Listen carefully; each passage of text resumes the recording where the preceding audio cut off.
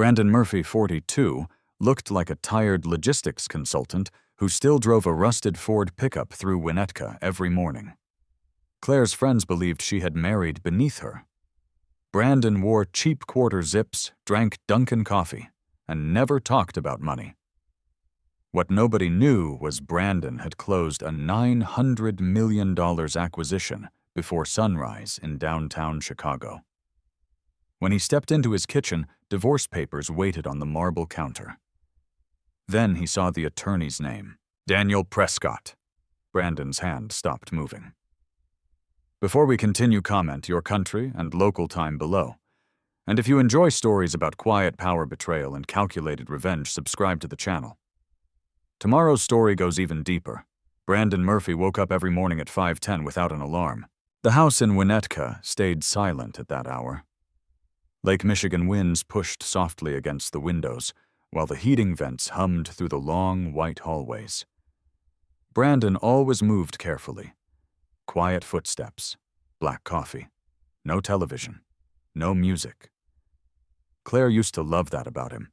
15 years earlier, when they first met at a rooftop fundraiser near River North, she told her friends Brandon felt grounded. He listened more than he talked. He wore a navy blazer that didn't fit perfectly and drank bourbon slowly, while other men competed for attention around her. Back then, Claire said his calmness felt safe. Years changed the meaning of that silence. Now she called it lack of ambition. At charity events in downtown Chicago, Claire introduced him vaguely. "This is my husband, Brandon. He does consulting work, not logistics acquisitions, not infrastructure holdings, not freight analytics, consulting work."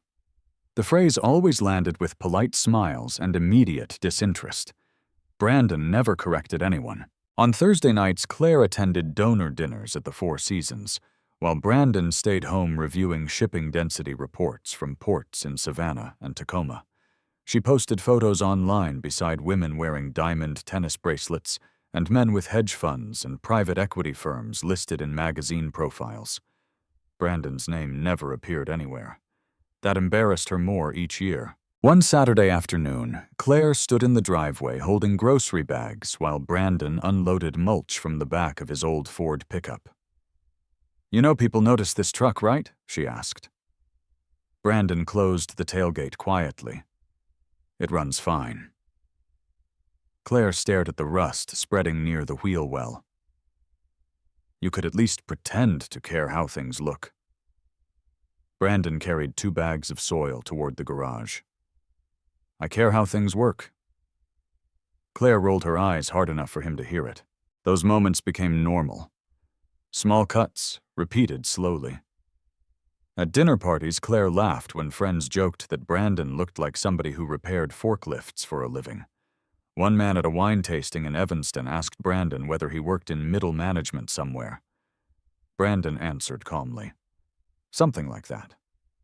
Claire hated that answer most of all, because he never defended himself, never competed, never tried to impress anyone. Over time, she stopped seeing restraint as strength. She saw it as proof that there was nothing underneath. The sign started 6 months before the divorce papers appeared. Brandon noticed Claire taking calls outside on the back patio late at night. Her phone screen turned away from him automatically now. New purchases appeared on statements from stores in Oak Brook and Michigan Avenue. A Cartier charge, a spa weekend in Scottsdale, airline upgrades she never mentioned. He noticed everything. He simply never reacted immediately. One Tuesday morning, Brandon walked into the kitchen and found Claire smiling at her phone. The smile vanished when she saw him. "Morning," she said too quickly. Brandon poured coffee into a black ceramic mug. "You heading downtown today?" she asked. "Yes, what for meetings?" Claire leaned against the marble island. "That's all you ever say." "Meetings." Brandon took one sip before answering. "That's usually what they are." She gave a dry laugh. "God, you make everything sound small." Brandon looked toward the window over the sink. Snow moved sideways across the backyard. Small. The word stayed with him longer than it should have. That same afternoon, Claire left for Pilates. wearing heels too expensive for a workout class. Brandon watched from his office window upstairs as a black Mercedes pulled up near the curb instead of into the driveway. Tyler Jensen stepped out. Tall, expensive coat, real estate smile. Brandon recognized him from a luxury development event in Chicago 2 years earlier. Tyler kissed Claire quickly before she entered the passenger seat. The Mercedes drove away. Brandon returned to his desk without expression. No slammed doors, no confrontation, no desperate phone calls. He opened a spreadsheet tracking freight movement through Midwestern rail corridors and continued working. At 8:40 that night, Claire came home carrying a Lululemon bag she did not leave with. "You're still awake?" she asked. Brandon sat in the den reading through acquisition summaries. Claire waited for questions that never came. Finally, she said Pilates ran late. Brandon turned one page. Okay. That answer unsettled her more than anger would have, because Brandon Murphy never chased people. Weeks passed. More hidden calls, more sudden outings, more tension floating quietly through the house like static electricity before a storm.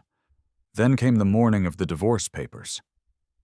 Claire stood near the kitchen island wearing cream-colored slacks and a camel coat. Her makeup was already done, though it wasn't even 8 yet. Brandon walked in carrying cold air from outside. The envelope waited between them. Neither spoke for several seconds. Claire crossed her arms first. "I think this is the healthiest decision." Brandon placed his truck keys beside the sink. "Do you? You can have your attorney contact mine." He looked down at the envelope. Prescott and Vale, LLP. One of Chicago's most aggressive corporate litigation firms. Claire mistook his silence for intimidation. "They specialize in high-asset divorces," she added carefully.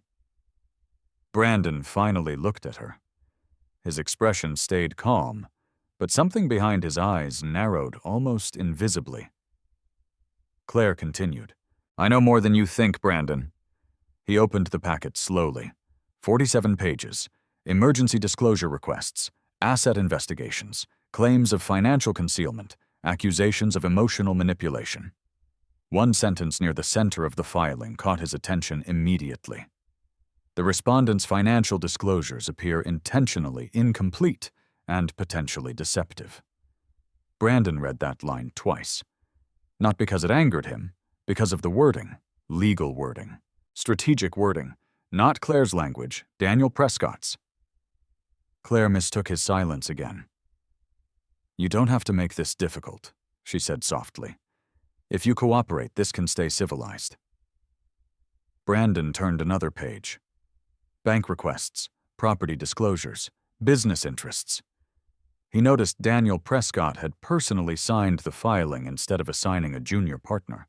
That was unusual, very unusual. Outside snow tapped lightly against the kitchen windows.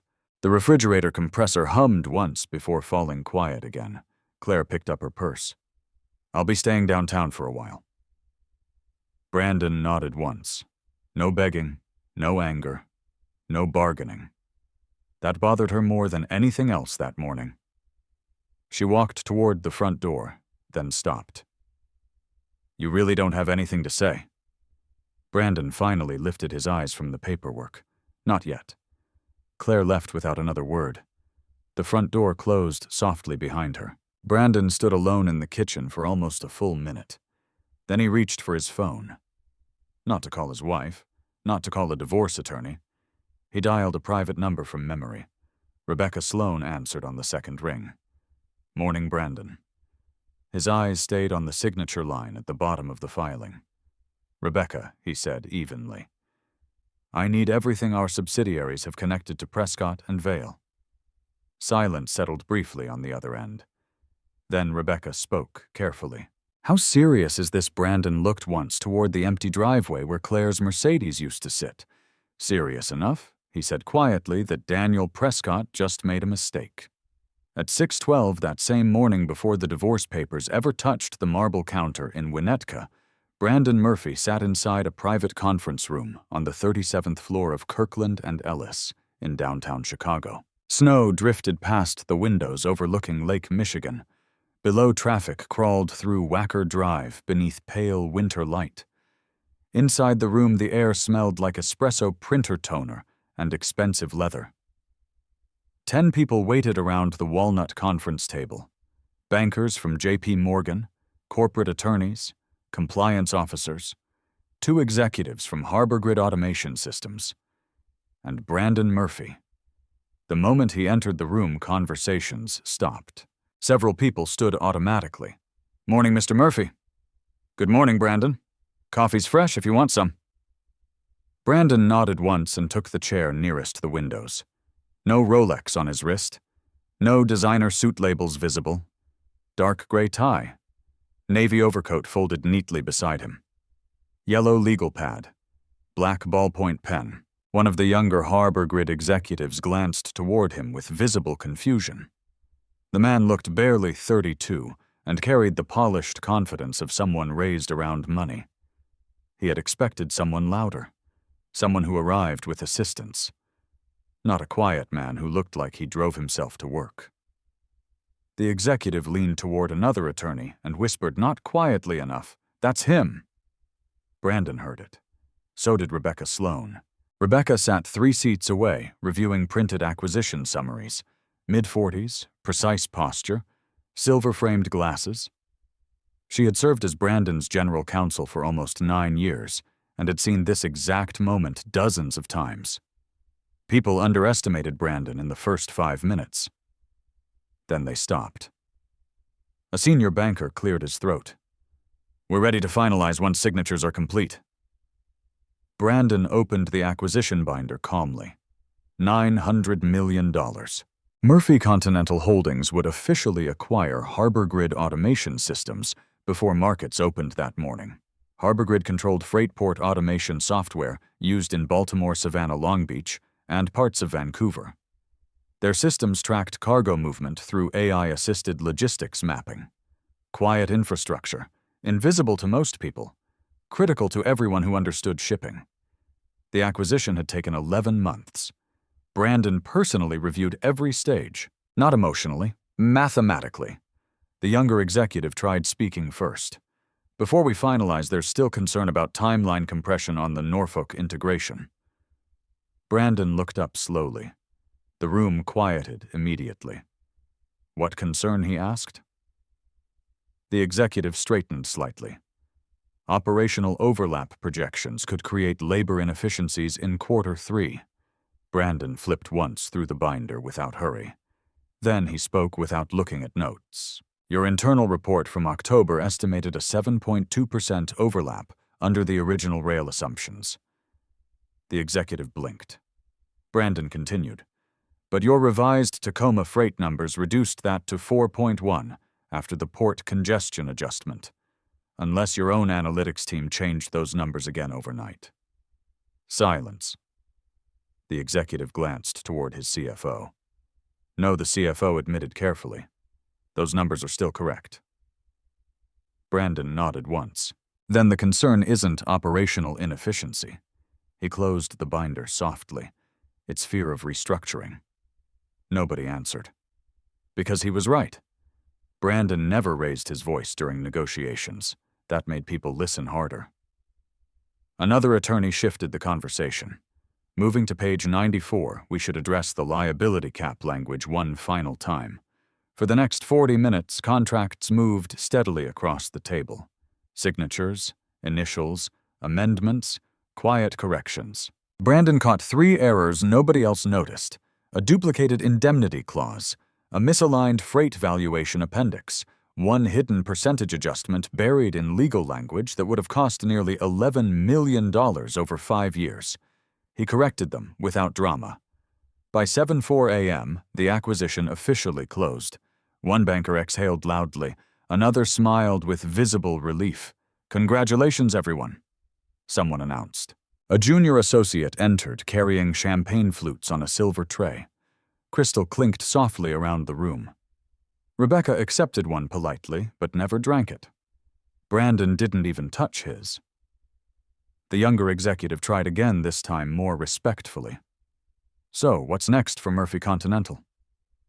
Brandon capped his pen carefully before answering. Integration. That was all. No victory speech, no self-congratulation, no billionaire performance. He stood, buttoned his overcoat, and shook hands efficiently around the room. The same executive who questioned him earlier extended his hand last. Honestly, the man admitted awkwardly, I didn't realize you were… You know. Brandon looked at him calmly. What? The executive hesitated. I guess I expected someone different. Brandon's expression never changed. That's usually an advantage. Then he walked out. Rebecca caught up with him near the private elevator lobby. You could at least pretend to enjoy closing a $900 million acquisition, she said. Brandon pressed the elevator button. Work isn't a birthday party. Rebecca almost smiled. Almost. The elevator doors opened with a soft chime. Inside, polished steel reflected the pale morning light across Brandon's face. Rebecca stepped in beside him, holding a thin black folder against her chest. There's something else, she said carefully. Brandon glanced toward her. Prescott and Vale submitted updated compliance invoices yesterday. His eyes narrowed slightly. That got his attention. What kind of invoices? Outside counsel retainers. Rebecca adjusted her glasses. North Coast Intermodal and Lake River Freight Systems, both Murphy Continental subsidiaries. Brandon said nothing. The elevator descended smoothly. Rebecca continued. Daniel Prescott personally approved one of them.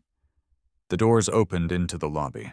Executives crossed marble floors carrying coffees and briefcases, while security guards greeted tenants near the revolving entrance. Brandon stopped walking for the first time that morning.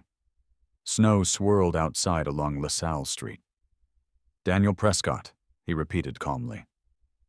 Yes. Rebecca studied him carefully now. You know him only professionally. That was technically true. Prescott and Vale, LLP, handled regulatory compliance work for several transportation subsidiaries connected to Murphy Continental Holdings, not directly under Brandon's public name. Intentionally structured layers separated him from daily visibility. But Brandon knew every major vendor tied to the company, especially law firms. Rebecca lowered her voice slightly. There's another thing. Brandon waited. Prescott requested updated ownership clarification documents 3 months ago, and we sent standard disclosures through compliance channels. Brandon stared toward the snowy street outside the glass entrance. Did he acknowledge them? No. A quiet pause settled between them. Rebecca had worked with Brandon long enough to recognize when his mind started moving faster. Not emotional, strategic. The dangerous part about Brandon Murphy was how still he became when something mattered. Most people grew louder under pressure. Brandon became quieter. A black Escalade pulled toward the curb outside the building entrance, waiting for one of the bankers upstairs. Drivers in dark coats stood beside idling luxury sedans, while morning commuters rushed through snow carrying umbrellas. Brandon reached into his coat pocket for his truck keys. Rebecca finally asked the question, sitting between them. You think this matters? Brandon looked down briefly at the brass keychain in his hand. If Daniel Prescott is connected to something personal, he said evenly, then yes. Rebecca's expression sharpened immediately. Personal, how Brandon opened the lobby door, and cold wind rolled inside instantly. I'm not sure yet. That answer bothered Rebecca more than certainty would have, because Brandon Murphy rarely admitted uncertainty. Outside snow collected along the hood of his old Ford pickup parked between 2 luxury SUVs. A valet near the entrance looked confused, watching Brandon walk toward it alone. Rebecca stood under the awning. You really should buy a different truck. Brandon opened the driver's door. It still works. Then he got inside and drove north toward Winnetka, toward the envelope waiting on the marble kitchen counter, toward Claire, toward Daniel Prescott's signature already drying in black ink. And without realizing it yet, Daniel Prescott had just stepped directly into the center of Brandon Murphy's world. Claire Murphy arrived at the Langham, Chicago at exactly 1:25 p.m. The hotel lobby smelled faintly of cedar wood and polished marble. Floor-to-ceiling windows overlooked the Chicago River, while executives crossed the lounge carrying leather briefcases and espresso cups. Claire removed her camel coat carefully before sitting near the fireplace lounge beside Daniel Prescott. Daniel already had documents spread across the table: legal pads, financial requests, asset disclosure templates. He stood when Claire approached, smiling with controlled confidence. "Claire, Daniel." She sat across from him and accepted sparkling water from the server without looking at the menu. Daniel Prescott was the kind of attorney who performed success visibly. Tailored charcoal suit, white pocket square, perfect haircut. The kind of man Claire trusted immediately because he looked expensive, and because he spoke with certainty. So Daniel said, leaning back slightly, "Tell me everything again from the beginning." Claire folded her hands together. "Brandon hides things." "What kind of things?" "Money. Business activity. Accounts." She hesitated. "Honestly, I don't even know how much." Daniel nodded slowly, as if hearing something familiar. "And he's secretive, extremely." Controlling Claire considered the word. Quietly controlling. Daniel wrote something down. That description interested him because in his experience, quiet men often hid financial structures behind passivity. Offshore accounts, deferred compensation, layered partnerships. He believed Brandon Murphy fit the pattern already. Claire continued carefully. "He always acts like he's just some operations consultant, but I know there's more. How much more, I don't know exactly." Claire lowered her voice. "But recently he's been taking private meetings downtown constantly. He's distracted, guarded." Daniel tapped his pen once against the table. "Then we pressure early." Claire looked relieved hearing that. "What does that mean?" "It means we move before he reorganizes assets." Daniel slid a folder toward her. "Emergency disclosures. Aggressive discovery requests. Full forensic accounting access if necessary." Claire glanced through the papers. "You really think that's necessary?" Daniel's expression stayed calm. "Claire, men like your husband survive because people assume they're harmless." He leaned slightly forward. "The quiet ones usually think they're smarter than everyone else." If Brandon had heard that sentence, he would not have reacted outwardly. But Rebecca Sloan would have. Because Daniel Prescott had already misunderstood the first thing that mattered. Brandon never thought he was smarter than everyone else. He simply prepared longer than they did. Back in Winnetka, Brandon sat alone at the kitchen island, reviewing the divorce filing page by page. The house felt larger without Claire inside it. Too clean, too organized. Winter light stretched across the marble counters, while the heating system clicked softly through the vents overhead. Brandon highlighted sections with a black pen. Not emotionally, methodically. He marked every unusual phrase, every accelerated request, every inconsistency. Most people read accusations first during a divorce. Brandon studied strategy. His phone vibrated once beside the paperwork. Rebecca Sloan. He answered immediately. "I pulled the vendor history," she said without greeting. Brandon listened quietly. Prescott and Vale received approximately $14.3 million in legal retainers from Murphy subsidiaries over the last 6 years. Brandon looked toward the windows. Snow continued falling over the backyard. Which subsidiaries? North Coast Intermodal, Lake River Freight Systems, Midwest Inland Storage. Rebecca paused briefly, possibly more once accounting finishes. Brandon leaned back slowly in his chair. Daniel Prescott had signed legal filings directly against the beneficial owner of companies funding portions of his firm's corporate work. Without disclosure, without conflict acknowledgement, without even recognizing Brandon's name, that alone was dangerous. But Brandon still wasn't reacting emotionally, not yet. Were ownership disclosures sent, he asked. Yes, when 3 months ago during compliance updates. And Daniel. His office acknowledged receipt electronically. Brandon remained silent long enough that Rebecca spoke again. You think he ignored them? No, Brandon said calmly. I think he never read them. Across Chicago River, Daniel Prescott continued outlining aggressive litigation strategy to Claire over lunch. We'll freeze financial movement if necessary, he said. Subpoena records. Force transparency. Claire stirred lemon into her water. He won't fight hard. Daniel looked amused. How can you tell he avoids confrontation? That doesn't mean he's weak. Claire almost laughed at that. You haven't lived with him? Daniel closed the folder carefully. Claire, I've handled high-net-worth divorces for 14 years. Men who hide assets usually fall into two categories. He raised two fingers, arrogant or passive, and Brandon Daniel smiled faintly. Passive. At that exact moment, Brandon Murphy sat in complete silence reading Daniel Prescott's billing signature at the bottom of the filing. The irony almost felt mathematical. Rebecca's voice returned through the phone. There's more. Brandon waited.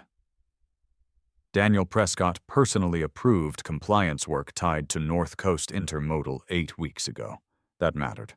Not because of money, because of exposure. Brandon stood and walked slowly toward the living room windows, overlooking the frozen backyard. What exactly did he review?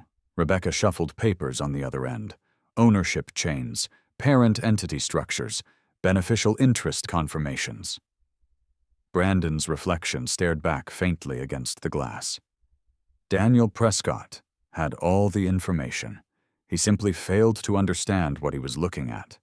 Claire had likely done the same thing for years. Brandon asked one final question. Any signed conflict waivers? Silence. Longer this time, Rebecca answered carefully. None that we can find. Outside, a snowplow moved slowly down the street. Brandon watched it pass. Still calm, still quiet. But now his mind was moving. Not toward revenge, toward sequence, documentation, containment. Meanwhile, Claire finished lunch with visible confidence, returning to her posture. Daniel had given her something she wanted desperately. Control. For years, Brandon's silence made her feel invisible inside the marriage. Now someone sat across from her, speaking aggressively on her behalf. That certainty felt powerful. Once discovery starts, Daniel said he'll understand the situation quickly. Claire nodded. He hates public exposure. Most men do. Daniel handed her another set of papers. I'll have preliminary motions filed before end of day. Claire looked down at the documents. Good. Daniel lowered his voice slightly. Between us, I think he's hiding significantly more than you realize. Claire's eyes sharpened immediately. You do, yes. He leaned back comfortably. Men who act modest usually overcompensate for something. Again, if Brandon heard that sentence, he would not argue. He would simply remember it. Back in Winnetka, Brandon returned to the kitchen island and closed the divorce packet carefully. Then he opened his laptop. No dramatic music, no angry pacing. He logged into a secured internal portal connected to Murphy Continental Holdings. Rebecca's clearance request already waited in the system. Conflict review authorization. Brandon read every line once before signing electronically. His instructions were short. Initiate full compliance review regarding Prescott and Vale LLP. No retaliation measures authorized. Documentation only. He submitted the request. 3 minutes later, Rebecca called back. That fast, Brandon closed the laptop. We follow procedure. Rebecca hesitated.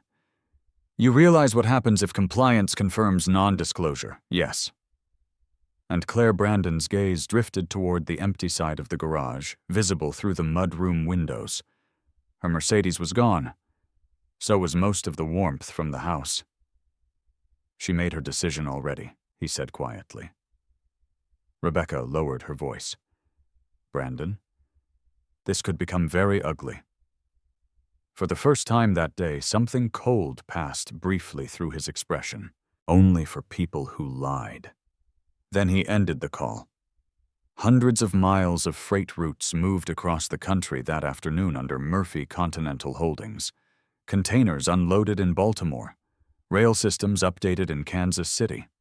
Port software processed shipments in Tacoma.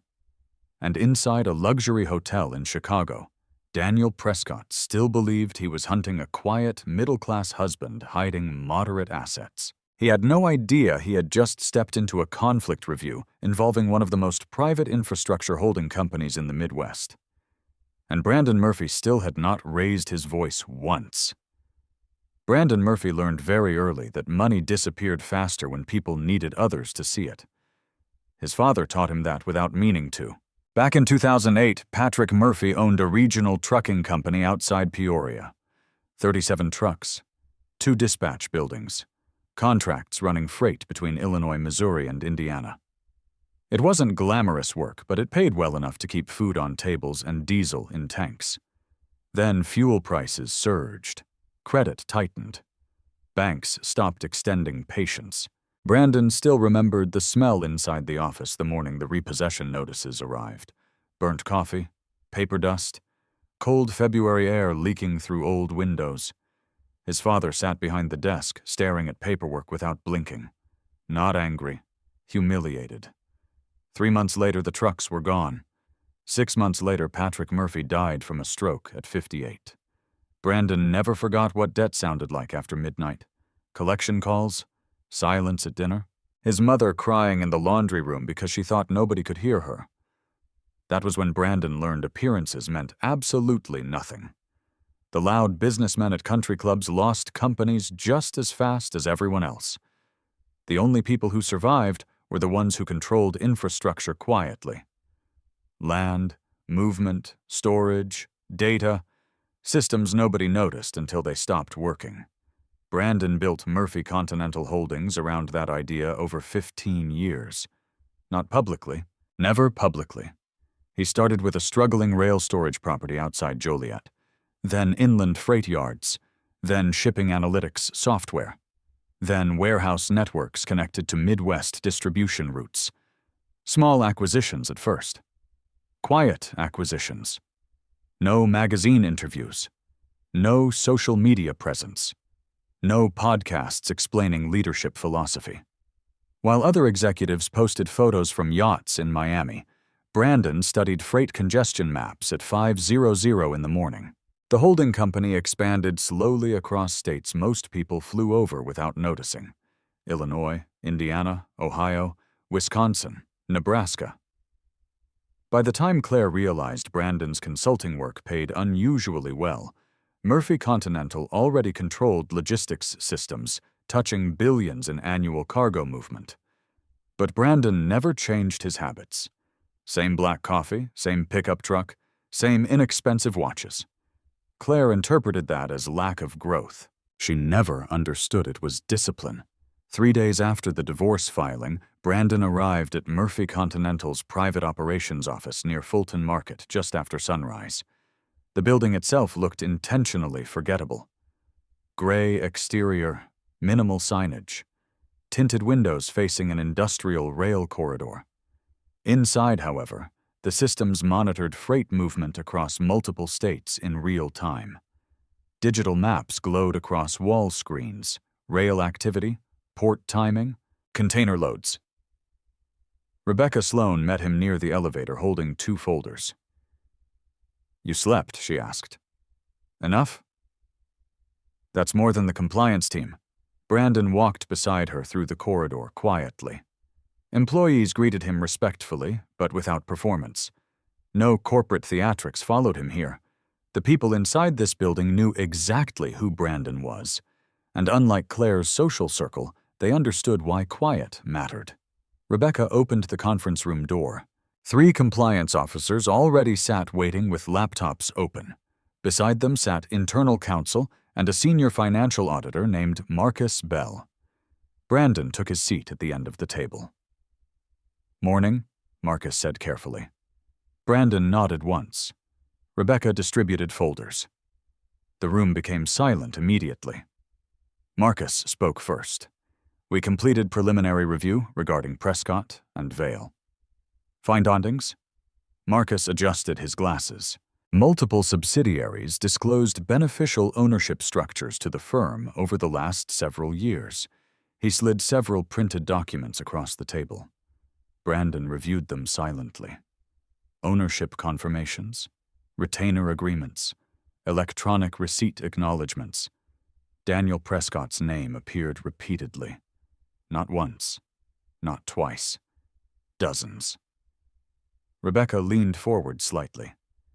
There's no indication the disclosures were hidden. Marcus nodded. They were transmitted directly through compliance channels. Brandon flipped another page. A signed acknowledgement from Prescott and Vale dated 11 months earlier. Daniel Prescott's electronic approval sat at the bottom. Rebecca watched Brandon carefully now. Most executives would already be furious, threatening lawsuits, demanding retaliation. Brandon simply kept reading. What about active conflict checks, he asked. Marcus answered immediately. No waiver documentation found. That mattered. A lot. Especially in Chicago corporate law circles where conflict disclosure violations could destroy reputations quietly, but permanently. Brandon closed the folder. Anything else? Marcus hesitated briefly. There's one unusual detail. Rebecca looked toward him. Marcus opened another file. 3 months ago, Prescott and Vale requested additional clarification regarding parent ownership layers tied to North Coast Intermodal. Brandon's eyes narrowed slightly. And we provided them. Marcus slid another document forward. There it was again. Daniel Prescott's signature. Direct acknowledgement. Rebecca exhaled slowly through her nose. So he knew. Brandon remained still. No, he said quietly. He saw paperwork. The room stayed silent. Because there was a difference. Daniel Prescott likely never imagined the quiet husband in Claire Murphy's kitchen and the beneficial owner buried inside infrastructure disclosures were the same person. People only see what fits their assumptions. Claire assumed Brandon was small because he looked ordinary. Daniel assumed Brandon was vulnerable because he stayed calm. Both mistakes came from the same weakness. They judged visibility instead of structure. Rebecca broke the silence carefully. Compliance can escalate immediately if you want. Brandon looked toward the wall monitors tracking rail movement through Kansas City. No. Marcus blinked once. No, not yet. Rebecca understood before anyone else did. Brandon wasn't protecting Daniel Prescott. He was protecting procedure. If this turned personal too early, the legal value weakened. Documentation mattered more than emotion. Always. Brandon stood and walked slowly toward the coffee station near the windows. Freight trains moved beyond the rail yard outside, steel wheels grinding across frozen tracks. Marcus lowered his voice toward Rebecca. How calm is he going to stay? Rebecca watched Brandon pour black coffee into a plain ceramic mug. You're misunderstanding something, she said quietly. Marcus frowned slightly. What he is calm. Across town, Claire sat inside a luxury salon on Michigan Avenue, while 2 women discussed Aspen vacation homes nearby. She scrolled through text messages from Tyler Jensen beneath the styling cape. Dinner tonight. Claire smiled faintly. Tyler represented everything Brandon did not.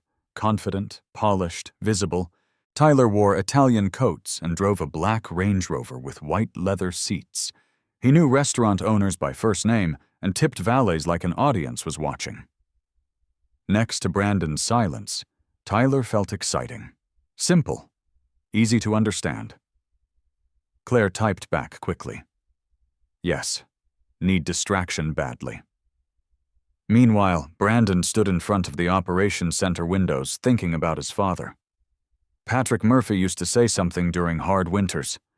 The loud guys go broke first. At 14 years old, Brandon thought it sounded bitter. At 42, he understood it perfectly, Rebecca approached beside him holding another file. "There's one more thing you should see." Brandon took the folder without speaking. Inside sat billing summaries tied to Prescott and Vale. Millions in corporate retainers, compliance advisories, regulatory reviews. Daniel Prescott had unknowingly built part of his own legal career on Murphy Continental money. Rebecca spoke carefully. "If this becomes public, it won't." Brandon interrupted calmly. She studied him. "You sure?" "Yes." Why? Brandon closed the file. "Because I'm not trying to destroy him." Rebecca's expression tightened slightly. "Most people would." Brandon stared out at the moving freight lines below. Most people react too fast. That was true in business, true in logistics, true in war. The people who survived longest controlled timing, not volume. Marcus approached cautiously from the conference room doorway. "There's something else compliance uncovered." Brandon turned. What Marcus hesitated. "Some financial transfers connected to Claire Murphy are beginning to look unusual." Rebecca's eyes sharpened immediately. What kind of transfers? Marcus opened another folder. Shell LLC activity. Brandon said nothing. But for the first time that morning, the room temperature seemed to drop slightly around him. Marcus continued carefully. "The timing started about 4 months ago."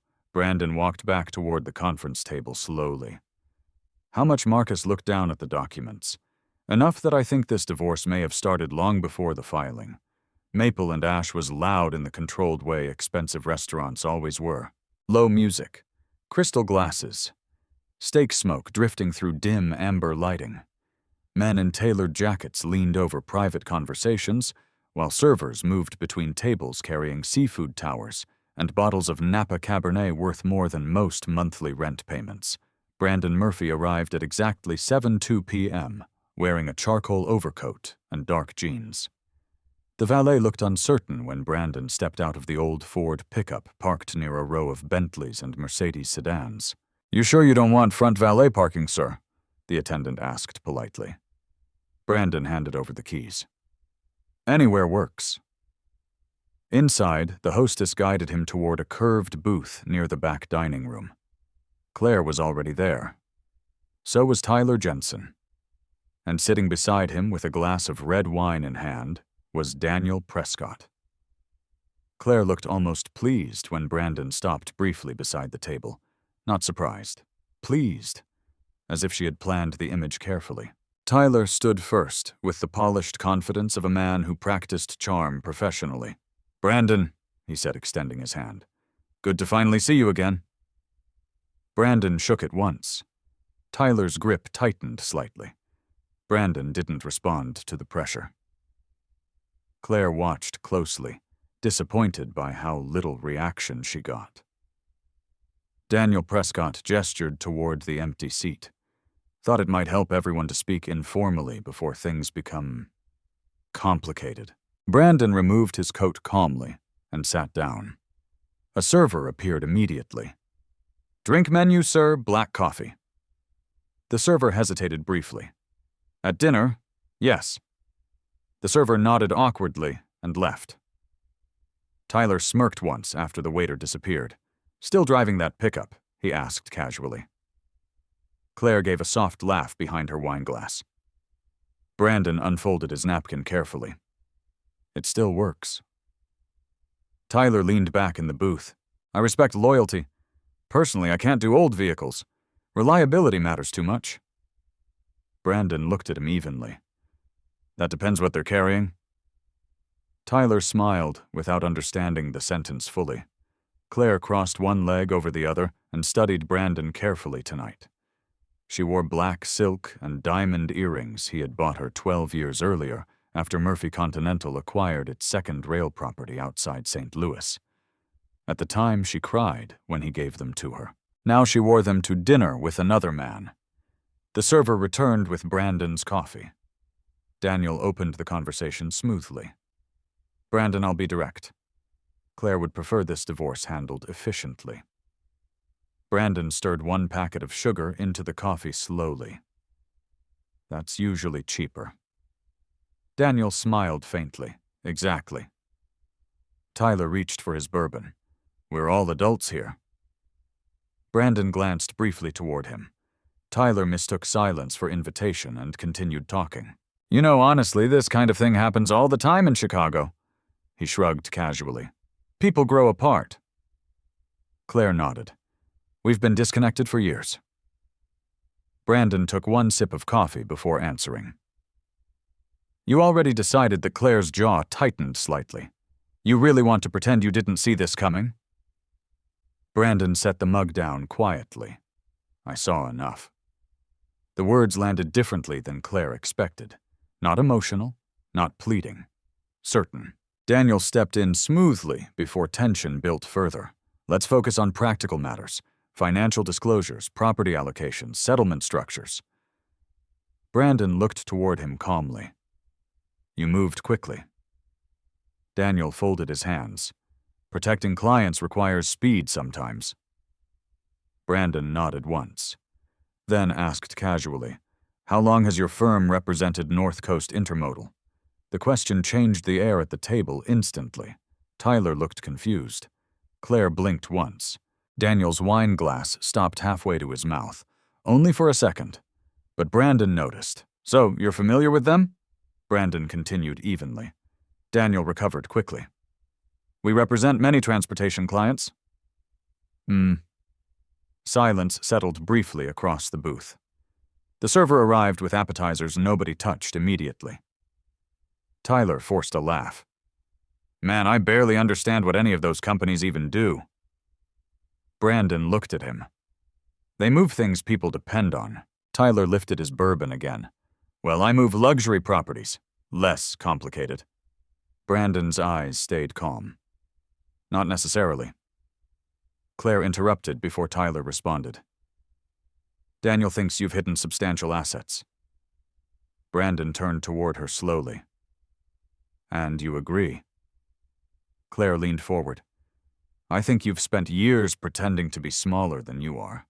That sentence almost interested Brandon, because it was the closest Claire had come to understanding him in years. But even now she misunderstood the reason. Brandon never looked small to deceive people. He looked small because visibility attracted unnecessary attention. Daniel slid a document folder onto the table. We'll eventually require full transparency regarding all business interests.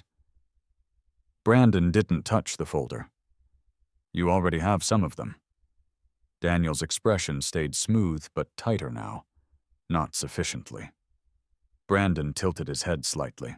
What exactly was insufficient about the ownership disclosures your office acknowledged 11 months ago? Claire looked immediately toward Daniel. Tyler stopped chewing entirely. Daniel's face remained composed through experience alone. I'm not sure what disclosures you're referring to. Brandon reached for his coffee again. Interesting. The word wasn't aggressive. That made it worse. Claire watched Daniel now, with growing confusion. Daniel adjusted his cuff slowly before speaking. If you're implying some kind of procedural issue, I'm asking a simple question. Brandon's tone never changed. Daniel studied him carefully for the first time that evening. Really studied him. Not as Claire's quiet husband, not as a passive spouse. As a man who suddenly sounded extremely familiar with corporate compliance structures. Dangerously familiar. Tyler broke the tension clumsily. So what exactly do you even own, Brandon? Claire looked toward him sharply, but Brandon answered first. Freight infrastructure, mostly. Tyler laughed lightly. That sounds vague as hell. It usually is. Daniel leaned back now, no longer fully comfortable. You understand, he said carefully, that withholding material financial information during divorce proceedings creates significant legal exposure. Brandon nodded once. It does. Another silence followed. Claire noticed it now. Daniel Prescott had stopped controlling the table. Very slowly, the balance shifted. Not loudly, quietly, like pressure changing before a storm. The server arrived with steaks and seafood interrupting the moment temporarily. Nobody spoke while plates settled across the table. Silverware clinked softly. Wine poured. Across the restaurant, laughter echoed from another booth. Then Brandon asked another question.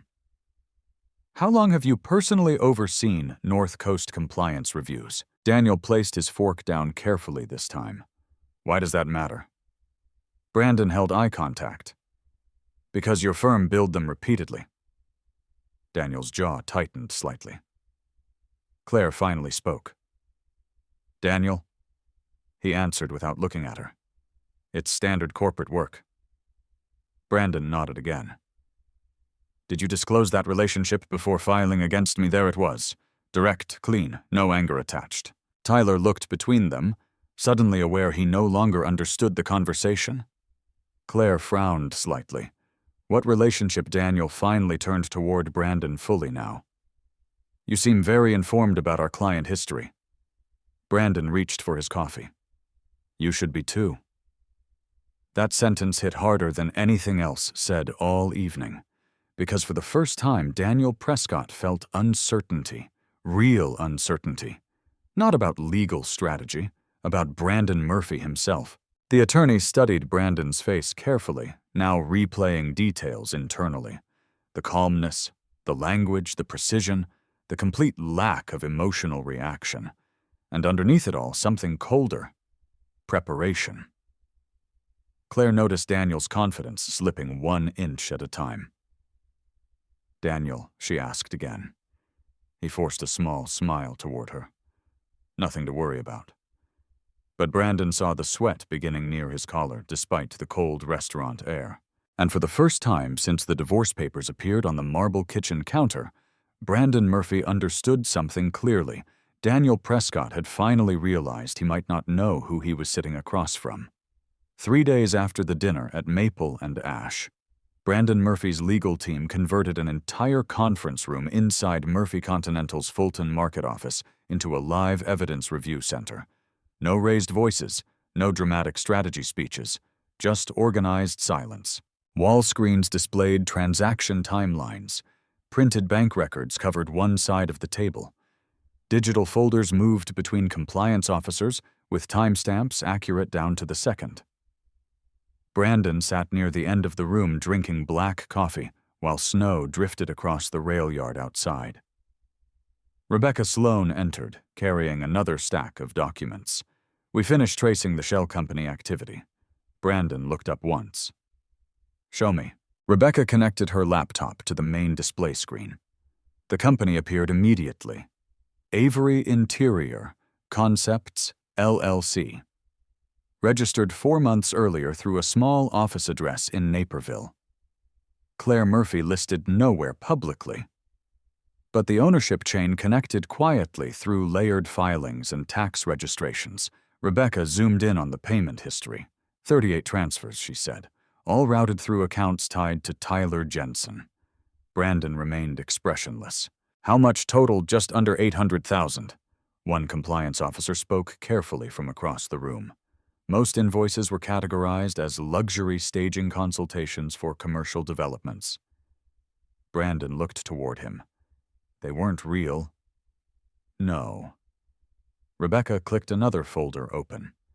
Inside sat PDF invoices with Tyler Jensen's brokerage branding attached, consulting fees, property enhancement analysis, luxury design coordination. Every invoice carried vague descriptions and unusually round numbers, the kind of paperwork people create quickly when they assume nobody will ever study it closely.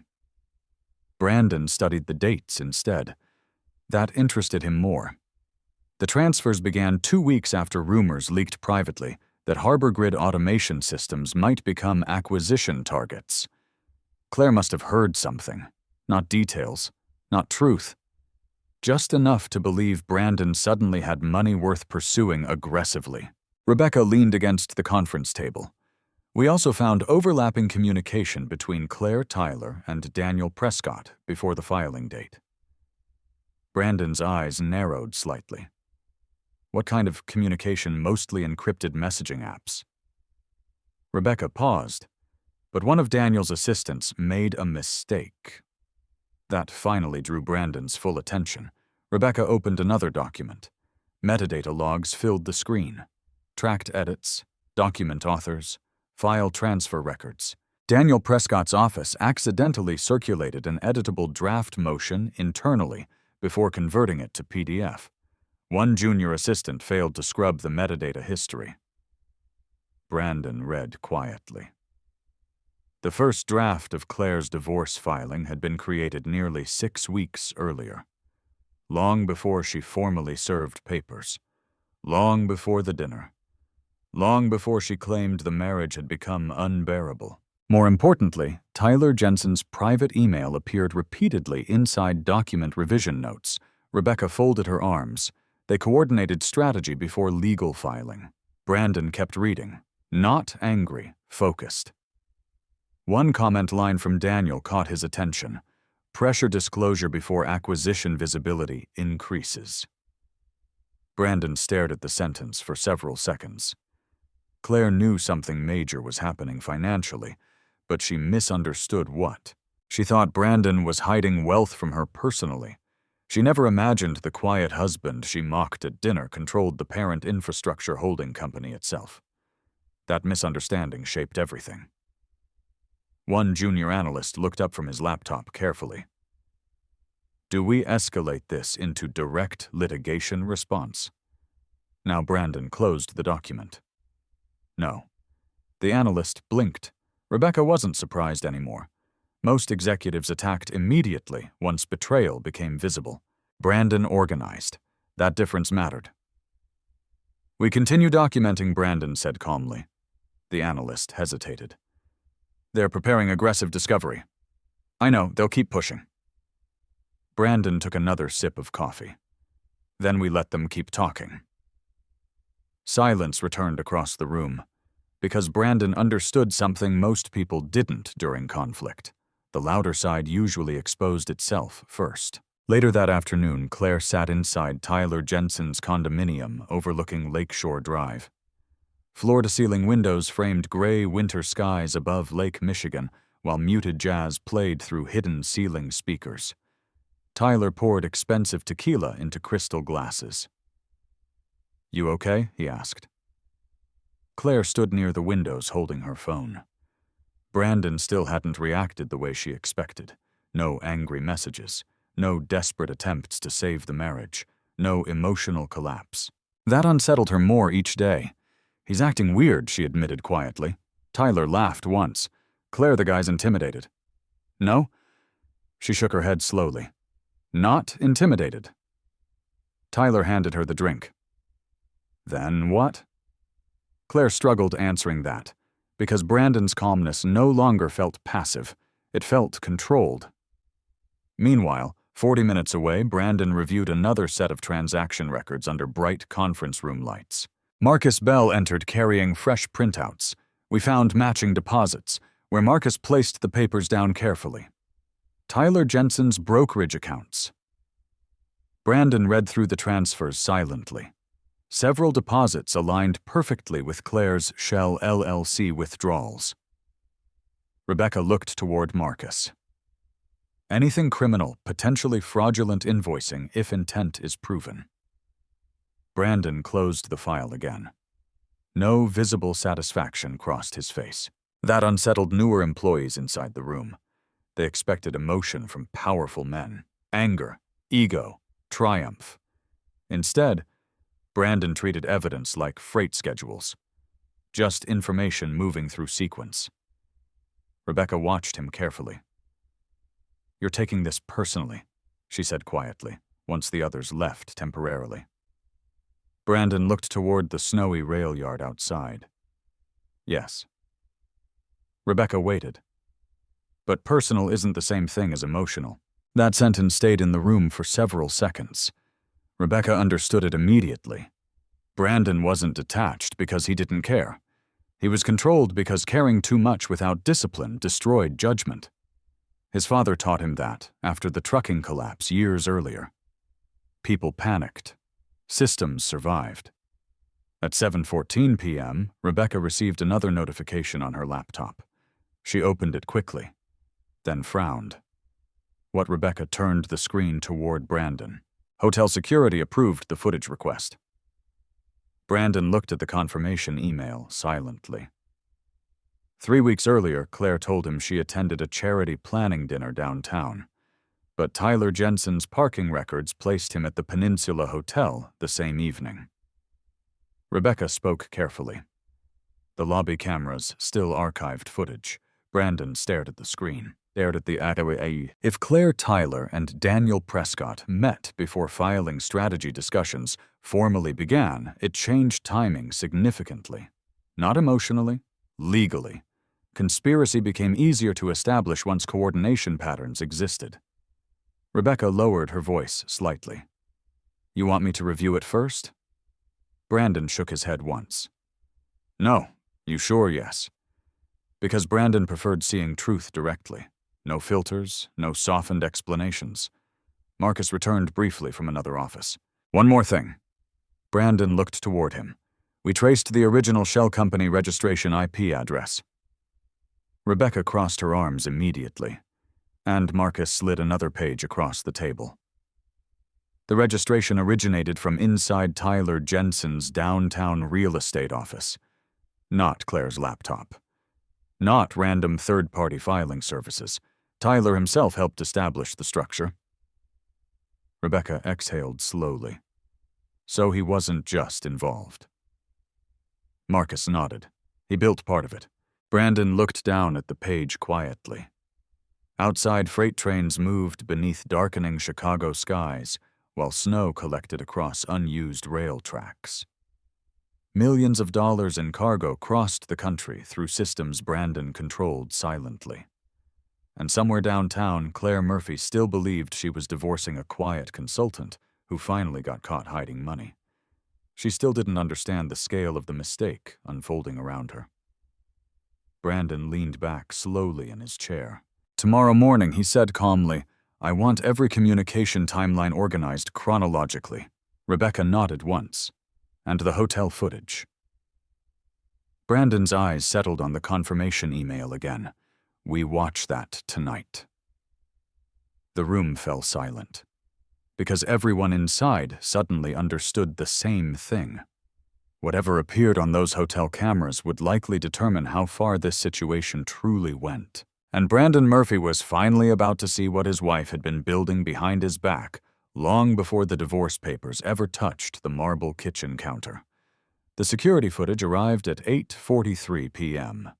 Rebecca Sloan dimmed the conference room lights while Marcus connected the encrypted hotel files to the main display screen. Outside the windows, Chicago's freight district glowed under industrial floodlights and falling snow.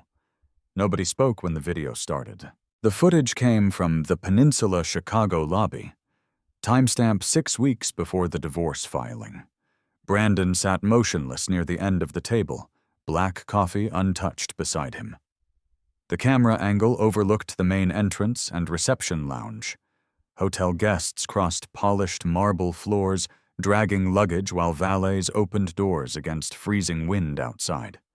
Then Claire appeared. Cream-colored coat, hair tied back, phone in hand.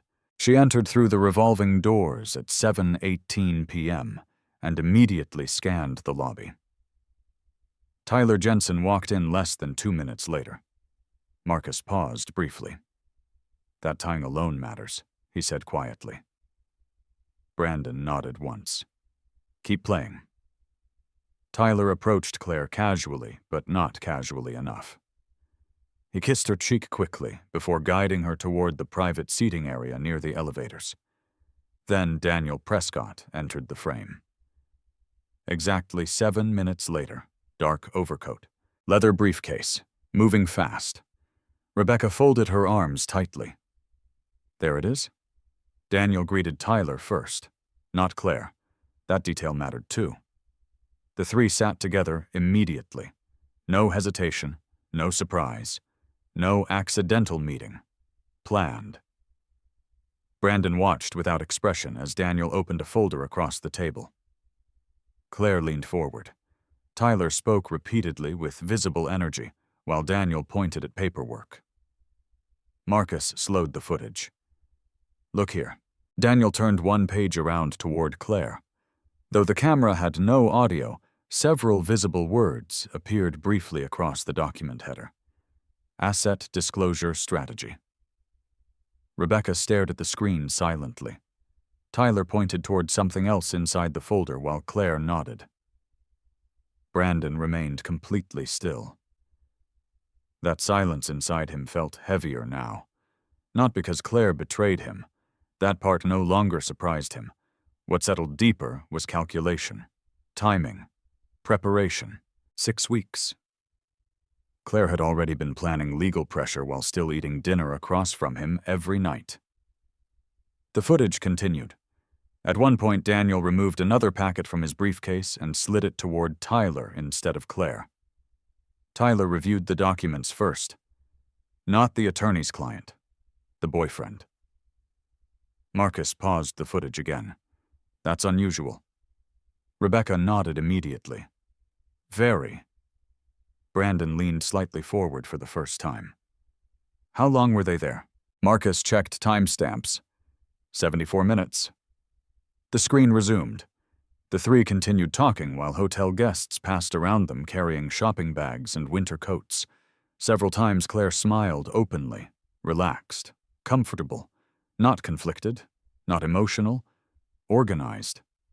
Brandon watched her body language carefully. She believed she was winning already. That confidence explained everything afterward. The sudden aggression in the filings, the emergency motions, the pressure tactics. Claire thought Brandon was trapped before he even understood the game. Except Brandon understood systems better than people realized, and systems always left records. At 9:02 p.m., the meeting ended. Daniel stood first. Tyler shook his hand. Then Claire hugged Daniel briefly before leaving through the main entrance beside Tyler. The video ended. Silence settled heavily across the conference room. Nobody rushed to speak. Finally, Rebecca broke it carefully. That establishes coordination well before filing. Brandon stared at the blank screen. Yes.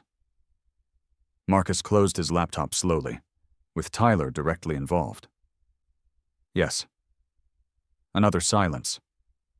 Rebecca studied Brandon now more closely than the footage itself. You okay?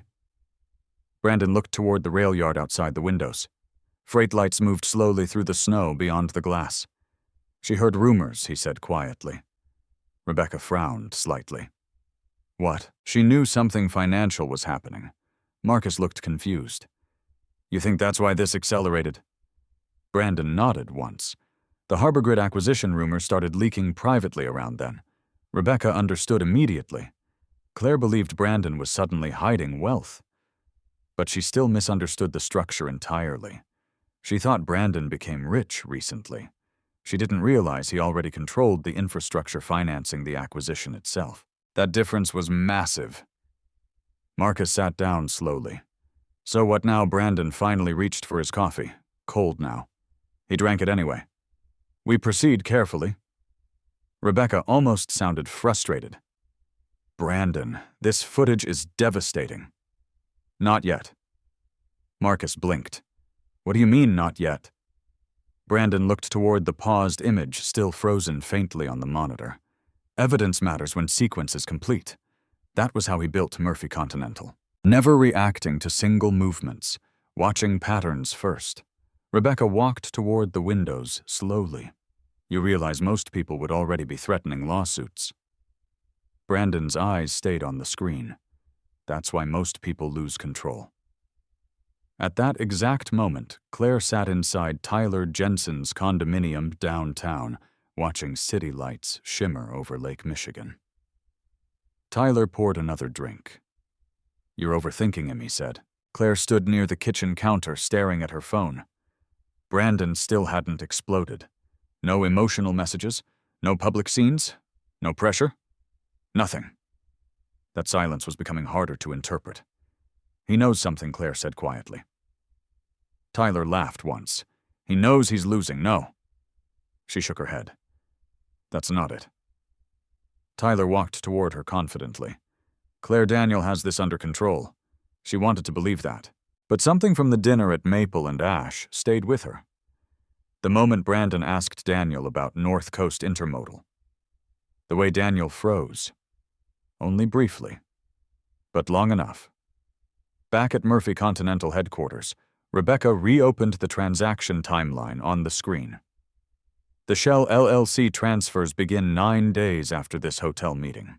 Marcus added another detail, and Tyler's brokerage invoices increase immediately afterward.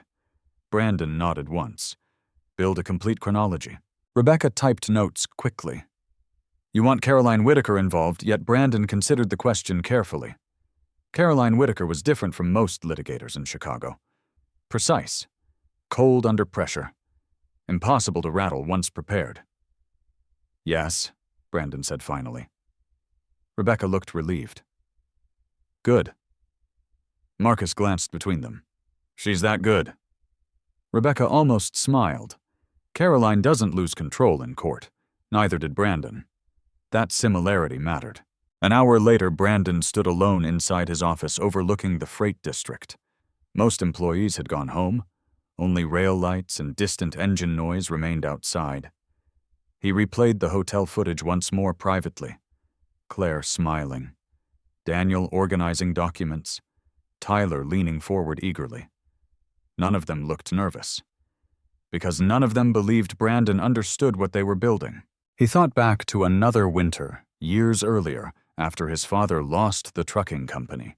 Patrick Murphy sat inside a dark kitchen one night staring at unpaid invoices. You know what ruins people? His father asked quietly. Brandon, 16 years old, then shook his head. Talking too early.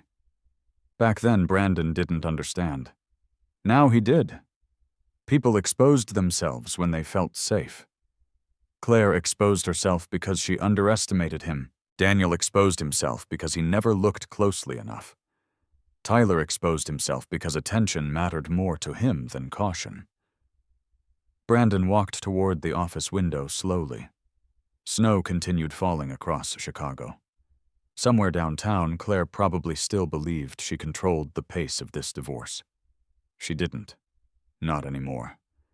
Rebecca knocked once before entering. Caroline's available tomorrow morning.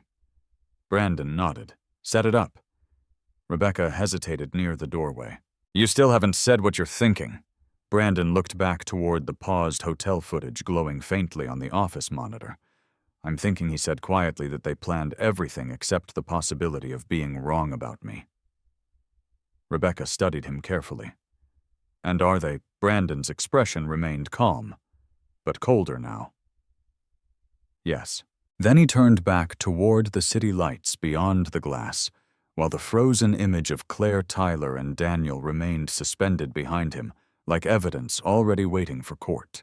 Cook County Domestic Relations Court sat beneath gray winter skies the morning of the first hearing. Snowmelt ran along the curbs outside the courthouse, while attorneys in dark wool coats climbed the concrete steps carrying leather briefcases and paper coffee cups. News crews crowded the criminal court entrance across the street, but the domestic relations building stayed quieter. More controlled. More dangerous in its own way. At 8:14 a.m., Brandon Murphy stepped through security, wearing a dark navy suit and carrying no visible paperwork. No entourage, no dramatic entrance. Just Brandon. Several attorneys glanced toward him briefly, then looked away. To them, he appeared like another wealthy suburban husband entering divorce litigation. Nothing remarkable. That anonymity had protected him for years. Caroline Whitaker met him near the elevators, late 40s, sharp-eyed, blonde hair tied back tightly, no wasted movement anywhere in her posture. She handed Brandon a slim folder. Morning. Brandon nodded once. How bad Caroline almost smiled. For them, Brandon took the folder calmly.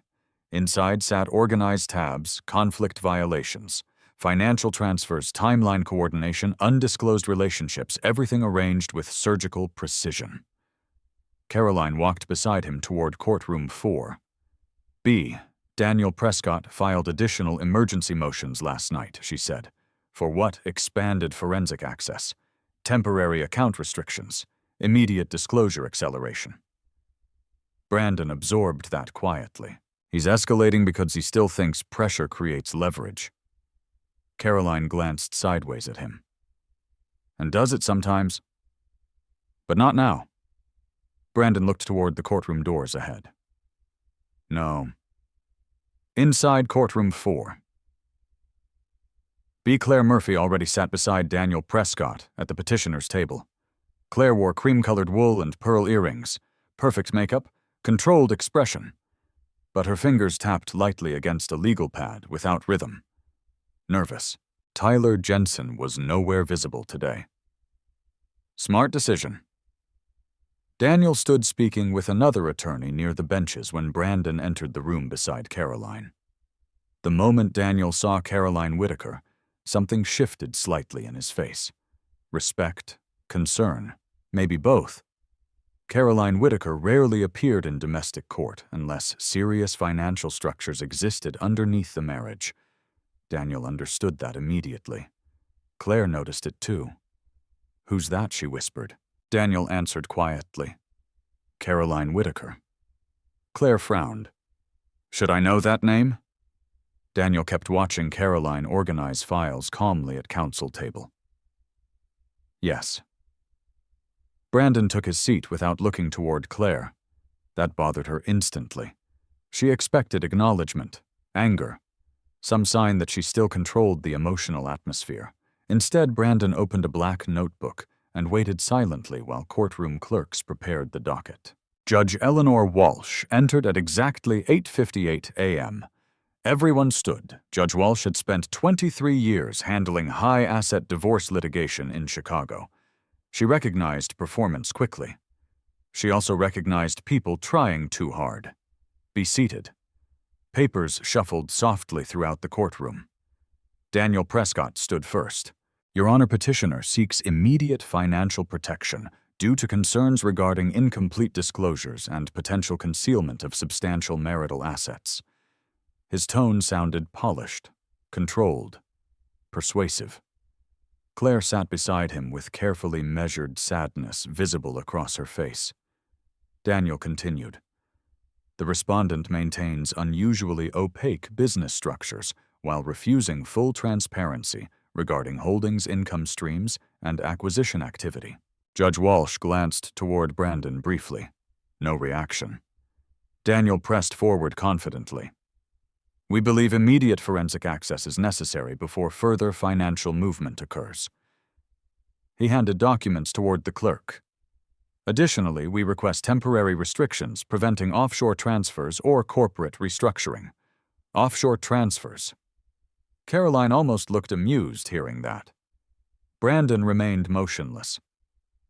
Judge Walsh turned slightly. "Counsel for respondent." Caroline stood smoothly. "Your Honor, before addressing petitioner's requests, respondent requests clarification regarding undisclosed conflicts potentially impacting counsel's participation in this matter." Daniel's expression tightened immediately. Very slightly, but enough. Judge Walsh noticed. "What kind of conflicts?" Miss Whitaker. Caroline opened her folder carefully. "Potentially material financial relationships between Prescott and Vale LLP and multiple entities beneficially owned by my client." Silence settled instantly across the courtroom. Claire looked toward Daniel sharply. He remained standing, but less comfortably now. Judge Walsh adjusted her glasses. "Explain." Caroline's voice never changed pace. "Over the last 6 years, Prescott and Vale received approximately $14 million in retained corporate legal work tied to Murphy Continental subsidiaries." Daniel spoke immediately. "Your Honor, those were unrelated compliance matters." Caroline continued calmly over him, without disclosed conflict waivers. That sentence landed harder. Judge Walsh looked directly at Daniel now. "Is that accurate, Mr. Prescott?" For the first time since entering the courtroom, Daniel hesitated. Only briefly. But hesitation inside a courtroom mattered, especially before a judge like Eleanor Walsh. "We represent numerous transportation sector clients," Daniel answered carefully. That wasn't my question, Judge Walsh replied. The courtroom became very quiet. Caroline stepped forward slightly. We have documented ownership disclosures acknowledged electronically by Prescott and Vale, dating back nearly a year. Claire stared at Daniel now openly. What is she talking about? She whispered. Daniel didn't answer immediately. That silence frightened her more than words. Caroline submitted a sealed folder to the clerk.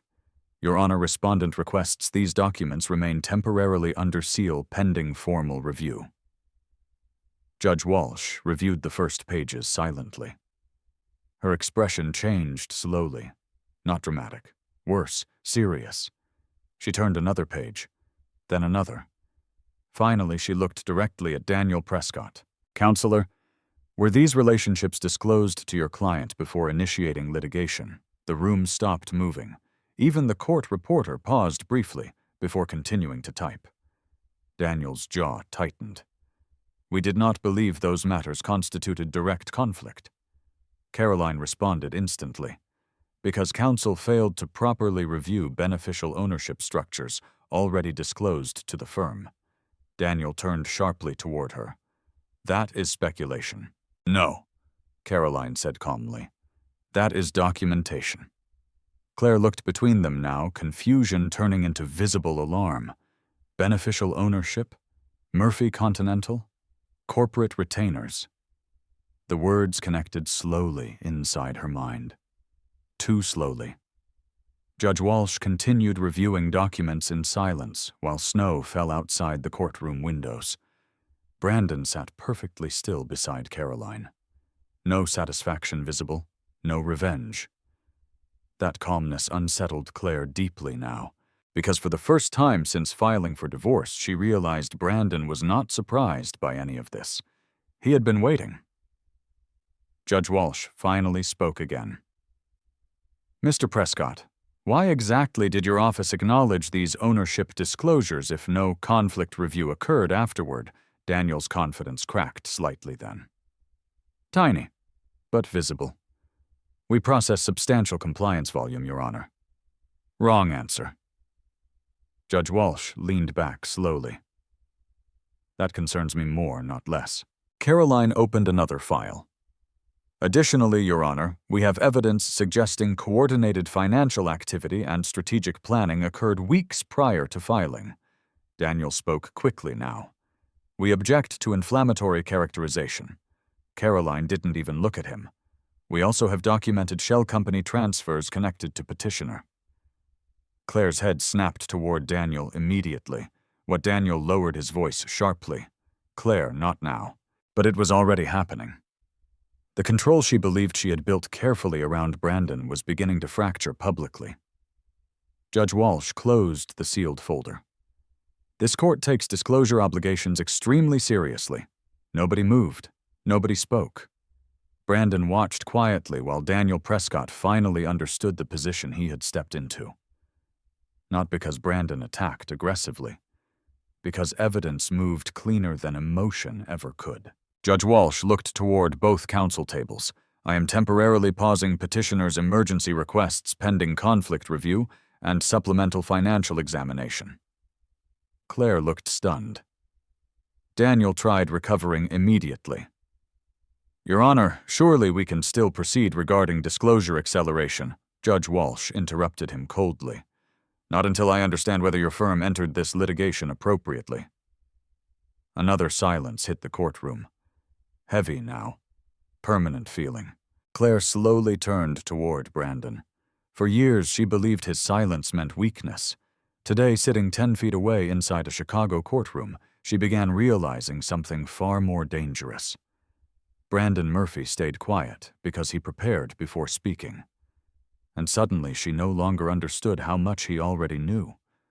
The silence after Judge Eleanor Walsh's question lasted less than 5 seconds. But inside courtroom 4B, it felt much longer. Daniel Prescott stood beside Claire Murphy with one hand resting against the counsel table. His posture remained controlled through experience alone, but small details betrayed him now. A tighter jaw, slower breathing, eyes recalculating instead of commanding. Judge Walsh removed her glasses carefully and looked down again at the sealed disclosure packet Caroline Whitaker had submitted moments earlier. Outside the courtroom windows, wet snow slid down gray glass toward downtown Chicago traffic below. Inside, nobody moved unnecessarily. Brandon Murphy remained seated beside Caroline with both hands folded loosely in front of him. Calm, expressionless. That calmness changed the room more than anger would have, because anger looked defensive. Brandon looked prepared. Judge Walsh spoke again. "Mr. Prescott, this court needs a very direct answer." Her voice stayed measured. "Did your firm receive ownership disclosures tied to Murphy Continental subsidiaries prior to initiating this divorce action?" Daniel chose each word carefully now. "We received standard compliance documentation from numerous transportation sector entities over several years." Judge Walsh did not blink. "That still does not answer my question." Caroline Whitaker opened another file quietly. "Your Honor, respondent can provide electronic acknowledgement receipts signed directly under Mr. Prescott's authorization credentials." Daniel finally turned toward Caroline fully. "You're attempting to inflate routine compliance communication into litigation misconduct." Caroline's expression never changed. "No," she said evenly. "You did that yourself." Claire looked between them rapidly now. Murphy Continental, ownership disclosures, retainers. The phrases kept repeating in her mind without fully connecting, until one detail suddenly did. Murphy Continental. She turned slowly toward Brandon. Not consulting work, not contracts, not mid-level operations management, ownership. Something cold moved through her chest. Judge Walsh reviewed another page in silence before speaking again. "The financial volume reflected here is substantial." Caroline nodded once. "Yes, Your Honor." Daniel stepped forward quickly. With respect, these were indirect vendor relationships, not personal representation. Caroline responded immediately. Then why did petitioner's counsel fail to disclose them after identifying respondent's beneficial ownership in compliance review materials? Daniel didn't answer fast enough. That hesitation mattered again. Claire noticed it too. "Daniel," she whispered sharply. "What is she talking about?" He lowered his voice without looking at her. "Claire, relax." But she couldn't, because for the first time since filing for divorce, Claire realized she no longer understood the actual structure of Brandon's life. And worse, Daniel Prescott might not understand it either. Judge Walsh closed the folder. "This court will not proceed blindly while unresolved conflict concerns remain active." Daniel adjusted his tie slightly. "Your Honor, regardless of counsel relationships, petitioner still has legitimate concerns regarding hidden marital assets." Caroline waited one beat before responding. "And respondent has legitimate concerns regarding coordinated financial concealment by petitioner." That changed everything. Claire's head snapped toward Caroline instantly, what Daniel's expression hardened immediately. Objection. Caroline calmly slid another packet toward the clerk. "Shell company transfers tied to Avery Interior Concepts, LLC." She paused. "Connected through layered routing structures and corresponding deposits into accounts associated with Tyler Jensen." The courtroom became completely still again. Claire stared openly now. Daniel spoke faster this time. "These allegations are premature." "Not allegations," Caroline replied. "Bank records." Judge Walsh accepted the second packet carefully.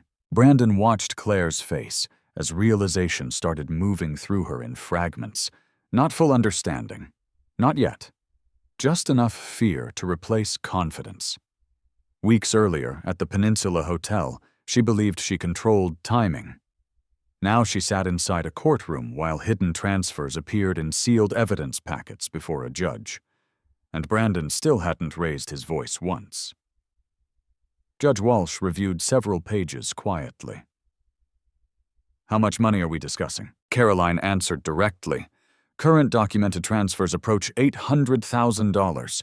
Claire turned sharply toward Daniel. You said this wouldn't matter. Wrong sentence.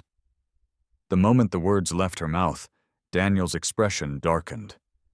Because now the courtroom understood something else. These conversations existed long before filing. Judge Walsh noticed too. When exactly did petitioner begin moving funds through this entity? Caroline checked the timeline briefly.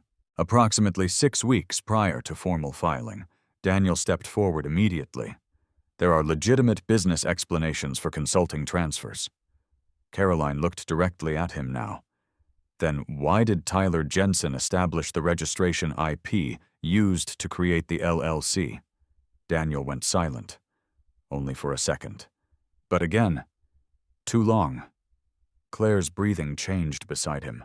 Shallow now, unsteady. For years, Claire believed powerful men controlled rooms through confidence and noise. But Brandon Murphy was dismantling her entire case without interrupting anyone, without insults, without performances, just sequence, documents, timing. Judge Walsh leaned back in her chair slowly.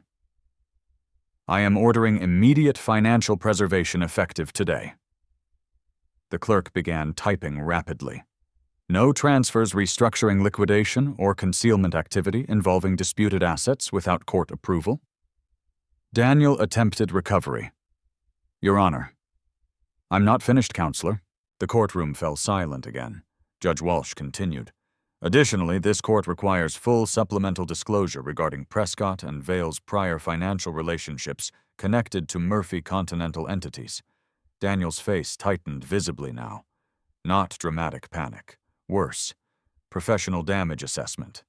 Because Chicago legal circles ran on reputation, and Eleanor Walsh's courtroom carried weight. A compliance conflict tied to hidden financial relationships could spread quietly through firms, clients, and boardrooms within days. Claire looked toward Brandon again. He sat exactly the same way he had since entering the courtroom. Still, watching, controlled.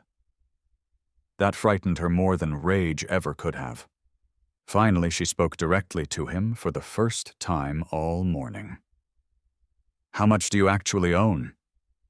Several people in the courtroom looked up immediately. Brandon turned toward her slowly. His answer came calm and flat. Enough? Claire stared at him. That's not an answer. Brandon held eye contact for a few seconds before replying. You never asked the right questions. The sentence landed harder than any accusation, because it was true. Claire spent years judging Brandon's truck clothes routine's silence. She never once asked why major executives called during holidays, why Brandon disappeared into private meetings downtown, why compliance officers occasionally mailed overnight documents requiring signatures at home. She saw ordinary habits and assumed ordinary value. Judge Walsh interrupted the silence. This matter is continued pending expanded financial review and conflict examination. The gavel struck once. Sharp, final. People throughout the courtroom started gathering files immediately, but the tension stayed heavy. Daniel leaned toward Claire quickly. We'll manage this. Claire barely heard him. Her eyes stayed fixed on Brandon. Caroline Whitaker quietly organized folders beside him with practiced precision. No celebration. No smugness. That unsettled Daniel more than anything else. Because if Brandon Murphy still looked this calm after exposing major weaknesses in the case, then he probably had more evidence waiting. Much more. Outside the courtroom, attorneys filled the hallway while elevators opened and closed continuously. Brandon stepped into the corridor beside Caroline. Snowlight reflected across polished courthouse floors. Caroline lowered her voice slightly. You realize Daniel's going to start panicking now? Brandon buttoned his overcoat calmly. He should. Caroline studied him carefully. You think Claire understood today? Brandon looked through the courthouse windows toward downtown Chicago beyond the snow. No, he said quietly. not completely. What does that mean? Brandon's expression hardened almost invisibly. It means she still thinks this is about money. Caroline waited. Brandon finally looked back toward the courtroom doors where Claire and Daniel remained inside, speaking urgently. It stopped being about money, he said calmly the moment they started lying. Then he walked toward the elevators, while somewhere behind him Daniel Prescott was beginning to realize the worst part of the morning wasn't the courtroom loss. It was the growing possibility that Brandon Murphy still hadn't shown everything yet. Tyler Jensen stopped sleeping normally 3 days after the courtroom hearing. At first he blamed stress. Too much whiskey. Too many calls. Too many headlines floating through Chicago legal circles about undisclosed conflicts and financial irregularities connected to a high-asset divorce case. But deep down, Tyler understood something worse. The structure around him was collapsing. And unlike Claire or Daniel Prescott, Tyler had never built his life around patience under pressure. He built it around appearances, luxury listings, designer suits, fast confidence. The image worked perfectly when markets climbed and people admired success from a distance. It worked less effectively once subpoenas started arriving. The first subpoena reached his brokerage office at 9:12 a.m. on a Tuesday. His assistant walked into the glass conference room, carrying a certified envelope with nervous hands. Tyler. He looked up from his laptop. What you need to see this. Tyler opened the envelope casually at first. That casualness vanished within seconds. Cook County Court authorization, financial disclosure demand, associated records request, wire transfers, consulting invoices, electronic communications. Tyler's throat tightened immediately. His assistant lowered her voice. Is this serious? Tyler forced a laugh that sounded weak even to himself. Just legal garbage. But his hands betrayed him. Slight shaking. Tiny. Enough. The next subpoena arrived before noon. Then another. By evening, his brokerage compliance department requested internal clarification regarding suspicious invoice activity tied to Avery Interior Concepts, LLC. Tyler sat alone inside his office overlooking downtown Chicago, while snow drifted beyond the windows. His phone buzzed constantly. Claire. Daniel Prescott. Unknown numbers. He ignored most of them. For the first time in years, Tyler Jensen looked genuinely afraid. Meanwhile, 40 minutes north in Winnetka, Brandon Murphy shoveled snow from the front walkway outside his house before sunrise. No assistants, no security, no chauffeurs. Just Brandon in work gloves and a dark winter jacket moving steadily through fresh snow beneath pale morning light. Neighbors drove past slowly on their way to commuter trains downtown. Most still had no idea who Brandon Murphy actually was. One older neighbor rolled down his window. Morning, Brandon. Brandon nodded once. Morning. You hear about that big freight acquisition downtown? The man asked casually. $900 million or something. Brandon pushed another line of snow aside. I heard. Crazy money. Brandon gave a faint nod, then continued shoveling. Inside the house, his phone vibrated once in his coat pocket. Rebecca Sloan. Brandon answered immediately. Tyler's cracking, Rebecca said without greeting. Brandon leaned the shovel against the porch railing. How bad brokerage compliance flagged the invoices internally. Snow drifted sideways across the empty street. Anything else? Rebecca paused briefly. His attorney contacted Caroline. That got Brandon's attention. What do they want? A conversation. Brandon looked towards the gray winter sky above the neighborhood. Set it up. By 2:15 p.m., Tyler Jensen sat inside a private legal conference room downtown, looking nothing like the polished real estate broker Claire first introduced into her life. Dark circles under his eyes, wrinkled collar, hands moving too much. Caroline Whitaker sat across from him with a legal pad, while Brandon remained near the windows overlooking the Chicago River. Tyler kept glancing towards Brandon nervously. That surprised him most. Brandon still looked calm. Not furious, not vindictive, just attentive. Tyler cleared his throat. I didn't know who he was. Nobody answered immediately. Tyler looked toward Caroline. I swear to God, Claire told me Brandon was just some operations consultant. Brandon finally spoke. You helped move money anyway. Tyler swallowed hard. It wasn't like that. Caroline's voice stayed flat. Then explain it. Tyler rubbed both hands together anxiously. Claire said Brandon was hiding assets already. He looked toward Brandon briefly. She thought he was preparing for divorce first. Brandon said nothing. Tyler continued talking too quickly now. She told me there were acquisitions happening, that Brandon had secret accounts. Daniel said early pressure was necessary. That sentence settled heavily inside the room. Daniel Prescott. There it was again.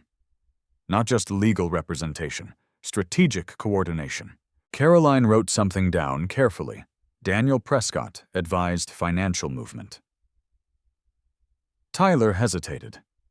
Wrong move. Caroline noticed instantly. Mr. Jensen, she said quietly, this is the part where honesty becomes very important. Tyler looked toward Brandon again, still calm, still watching, no threats. That made Tyler even more uncomfortable, because men who stayed calm during betrayal usually had more evidence than they revealed. Finally, Tyler spoke again. He said timing mattered. Caroline didn't blink. Timing regarding what? The acquisition.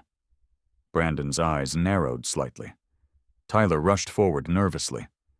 Not details. We didn't know details. He shook his head quickly. Just rumors.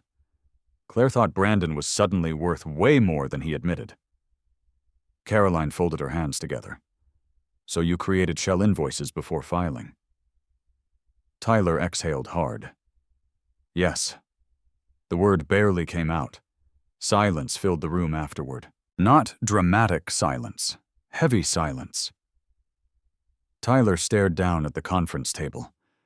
I never thought this would go this far. Brandon finally walked away from the windows slowly. How far did you think it would go? Tyler couldn't answer immediately, because the truthful answer sounded ugly. He thought Brandon Murphy was weak, quiet, easy to pressure, easy to manipulate through public legal aggression. Tyler looked up finally.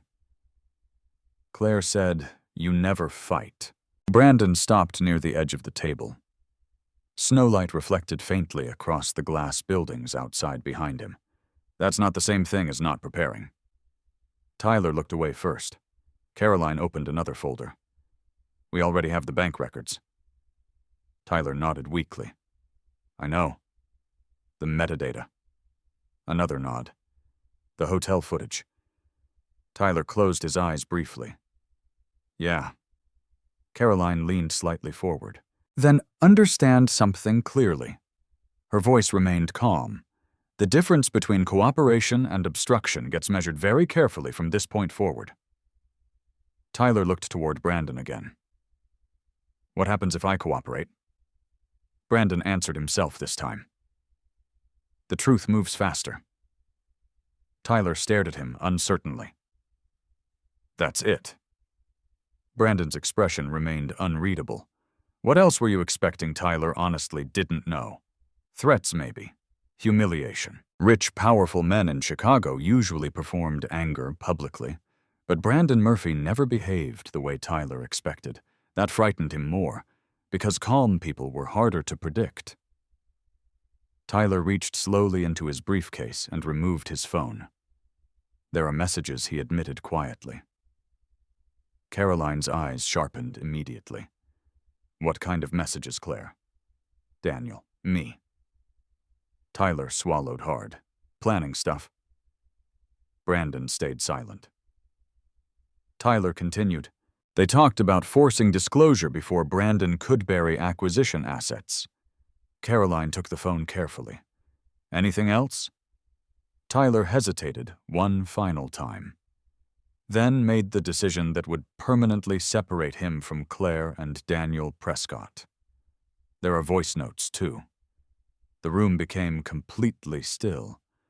Outside freight trains moved through snow-covered Chicago rail lines beneath fading afternoon light. Inside the conference room, Tyler Jensen finally realized the quiet man he underestimated weeks earlier had never once needed to chase the truth.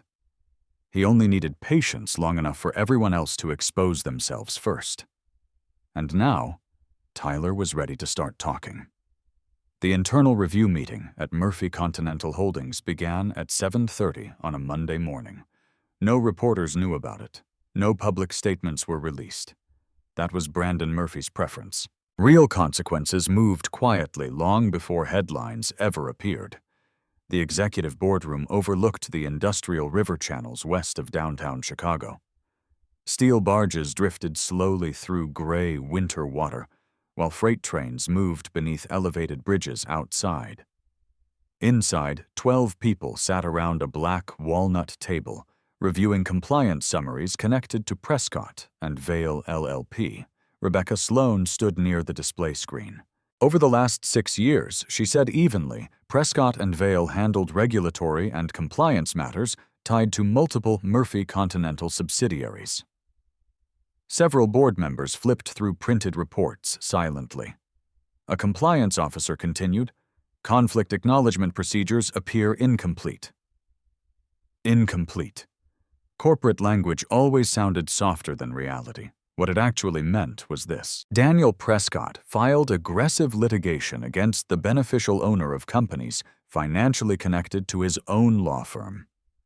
Without disclosure, without proper review, without understanding who Brandon Murphy actually was. One board member looked toward Brandon carefully. You recommending termination? Brandon sat near the far end of the table, wearing a dark sweater instead of a suit, black coffee beside him. No visible emotion, no. Several people looked surprised. The board member frowned slightly. Why not? Because this isn't personal. Rebecca almost smiled hearing that. Most people in Brandon's position would already be burning contracts to the ground out of anger. Brandon treated systems differently. Emotion contaminated judgment. Procedure protected it. He folded his hands calmly. We follow compliance recommendations only. The room became quiet again.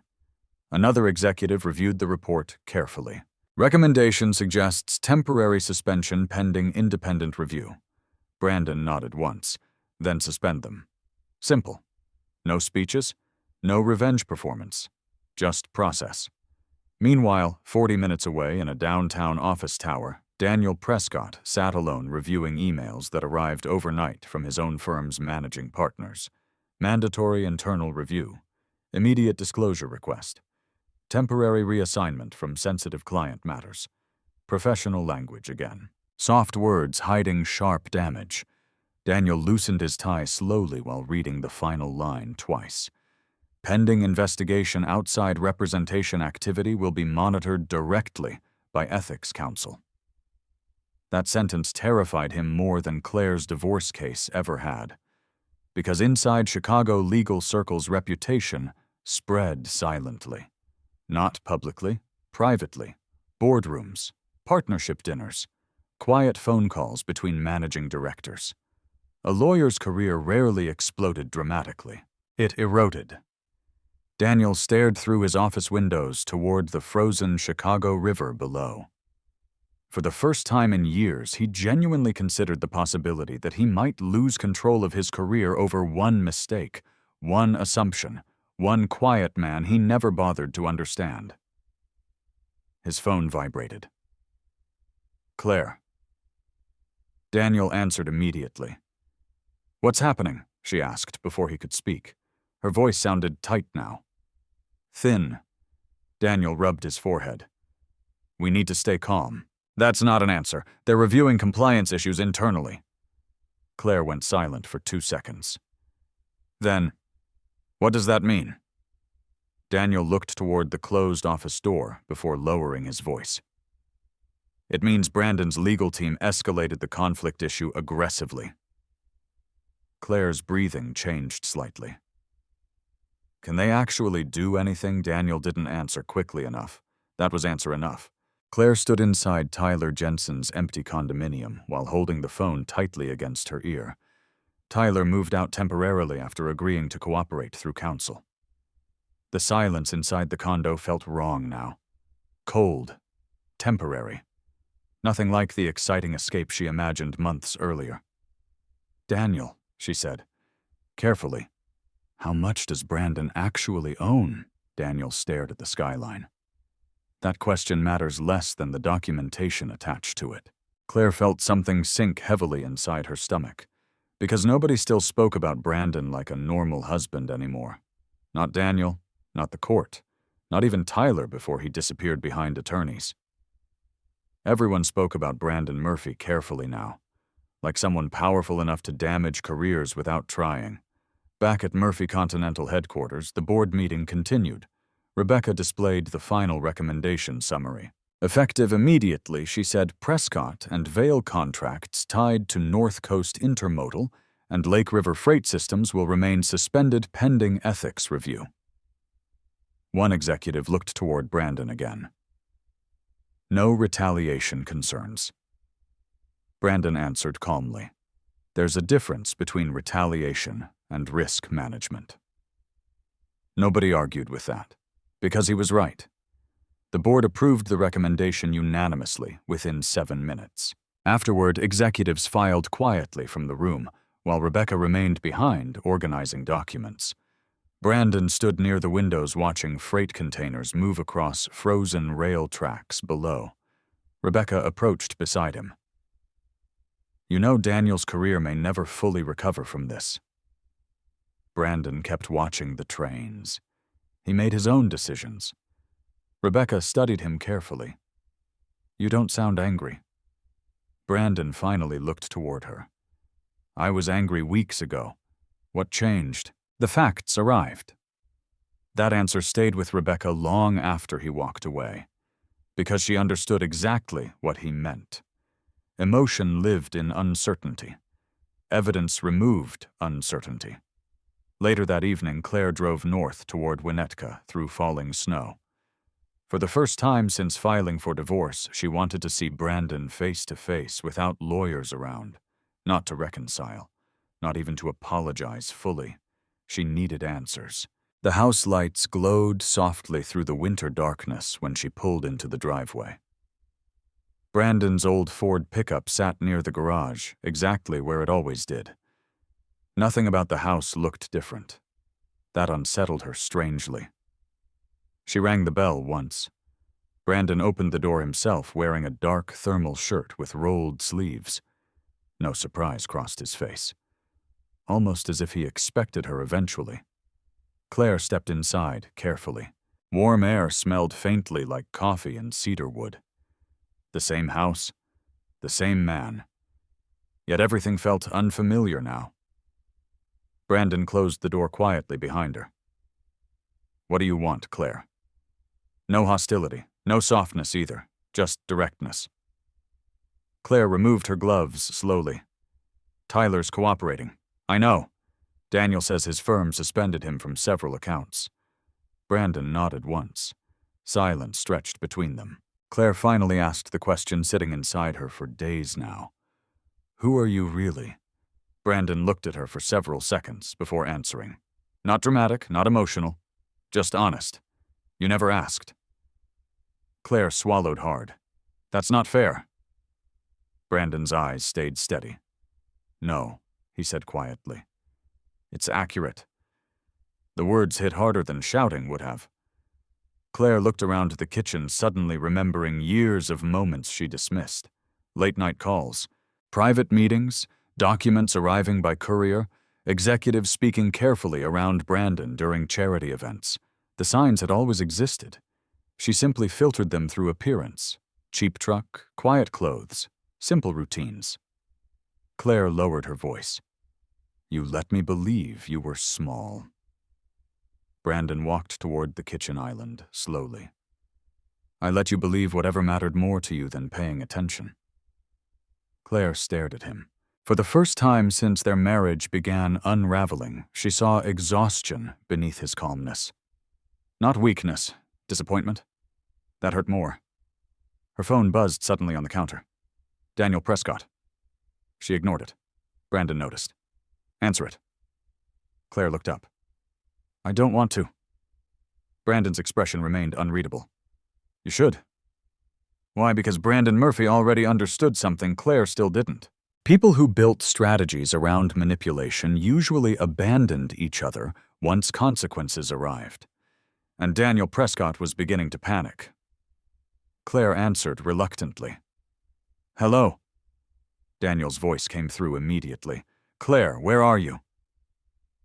She looked toward Brandon standing silently across the kitchen. At the house. A pause. Then Daniel asked the question carefully. Is Brandon there? Claire's eyes stayed locked on her husband. Yes. Another silence followed, longer this time. Then Daniel Prescott lowered his voice and said 7 words that finally revealed how frightened he had become. We need to discuss this before court. The settlement meeting took place on a Thursday afternoon inside Caroline Whitaker's office overlooking the Chicago River. Gray clouds pressed low over downtown, while ice drifted slowly along the water below. Inside the conference room, everything looked clean and controlled. Black leather chairs, glass walls, stacks of organized documents aligned perfectly beside legal pads. No raised voices, no emotional theatrics, just consequences arriving quietly.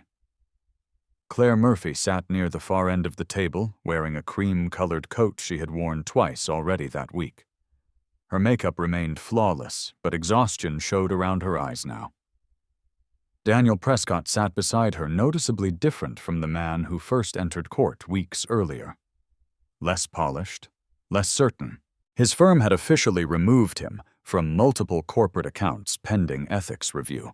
Rumors already moved through Chicago's legal community faster than he could contain them. Across the table sat Brandon Murphy beside Caroline Whitaker. Brandon wore a dark navy sweater instead of a suit again. No visible attempt to intimidate anyone. That somehow made him harder to read. Caroline opened the meeting directly. Respondent is prepared to offer settlement resolution today. Claire folded her arms carefully. What kind of resolution? Caroline slid a folder across the table. Primary residence transfer equity, structured support provisions, retention of personal accounts predating disputed transfers, standard confidentiality terms. Claire opened the folder silently. The offer was generous. Far more generous than she expected after everything uncovered in court. Daniel reviewed the numbers quickly beside her.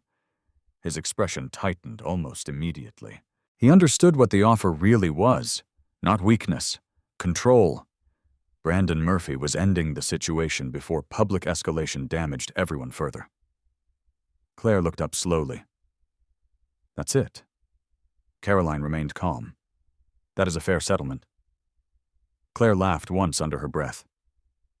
Fair. For the first time during the meeting, Brandon spoke. Yes. Claire looked directly at him. You think I should just walk away quietly after 15 years? Brandon held her gaze evenly. I think you should stop digging. Silence hit the room immediately. Daniel adjusted papers beside her nervously. Claire leaned slightly forward. You're threatening me now. No. Brandon's voice stayed level. I'm warning you.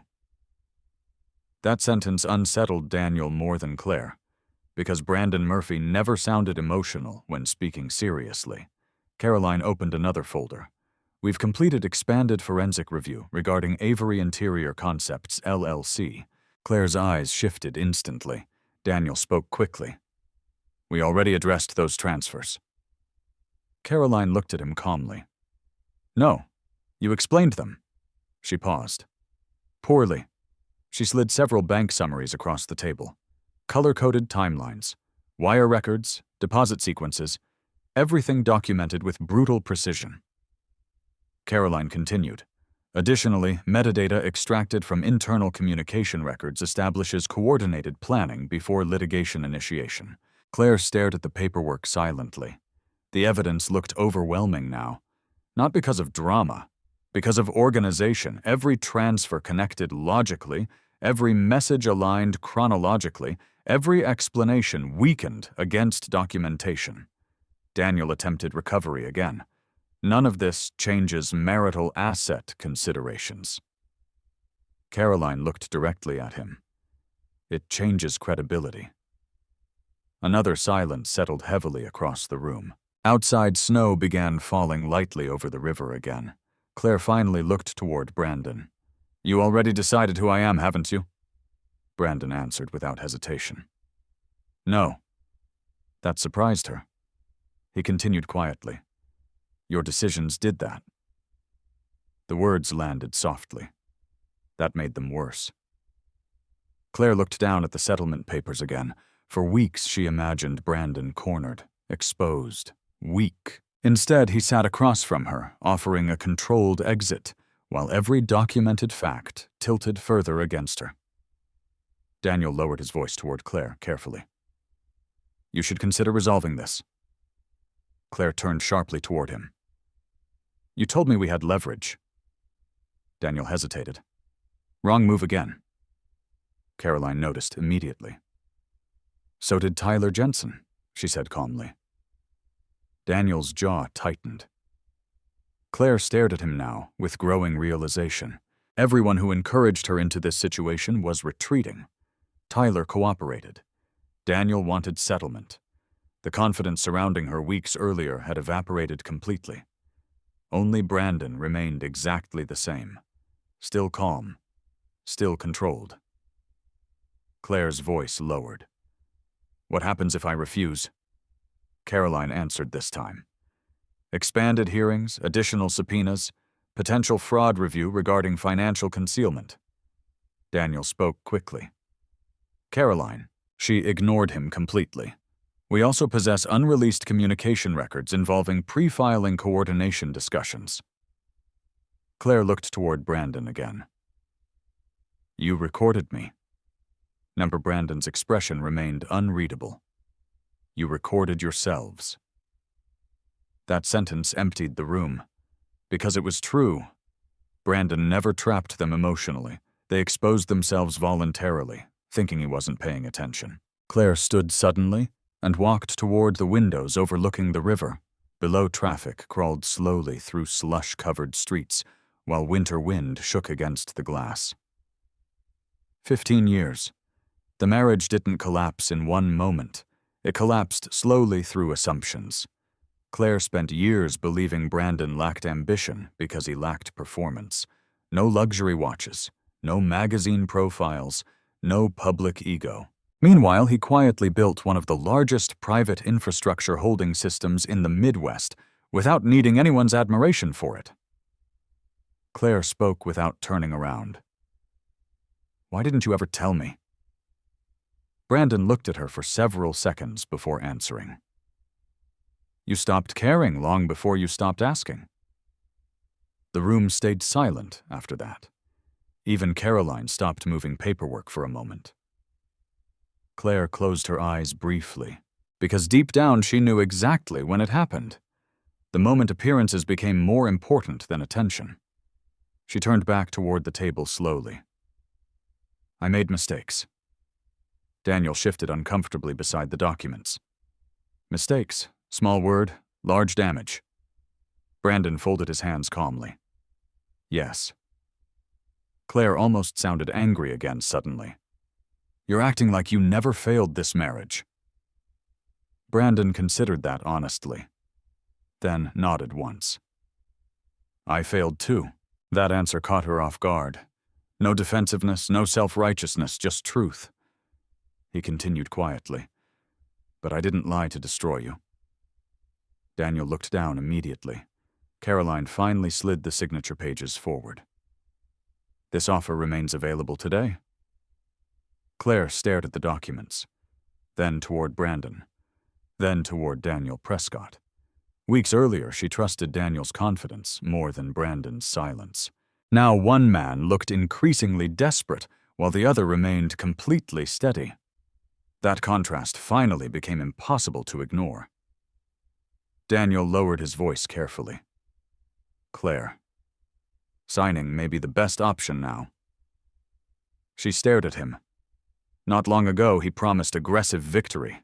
Now he wanted escape. Claire looked back down at the settlement agreement. Her hands trembled slightly while reaching for the pen. Then stopped. What if I go public? She asked suddenly. Media, financial reporters, everything. Caroline didn't react. Neither did Brandon. That frightened Claire more than outrage would have. Caroline opened one final folder. Inside sat printed transcript excerpts, voice note summaries, transfer records, metadata timelines. A complete narrative already assembled cleanly enough for court review. Public exposure, Caroline said calmly, creates discovery expansion. She paused briefly, which would be unfortunate for everyone involved. Claire understood the message immediately. The truth was already organized. Carefully, quietly, ready. She looked toward Brandon one final time. Did you ever love me? The question hung strangely inside the room. Not legal anymore. Human, Brandon answered honestly. Yes. Claire swallowed hard. Then why does it feel like you stopped caring? Brandon looked down briefly before meeting her eyes again. Because caring and trusting aren't the same thing. That was the moment Claire finally understood something painful. Brandon Murphy had not become cold during this divorce. He became careful, and there was a difference. Without another word, Brandon reached for the settlement pages first. He signed calmly, then slid the pen across the table. No celebration, no victory speech, just finality. Claire stared at his signature while snow continued falling outside the office windows above Chicago. And for the first time since filing for divorce, she realized Brandon Murphy had already emotionally left the marriage long before the courtroom ever became involved. The final hearing took place under clear skies for the first time in weeks. Chicago winter sunlight reflected sharply off frozen sidewalks outside the Cook County Courthouse, while cold wind pushed between downtown buildings. Reporters gathered near criminal court entrances across the street, but nobody waited outside courtroom 4B. The divorce of Brandon and Claire Murphy had never become public spectacle. That was intentional.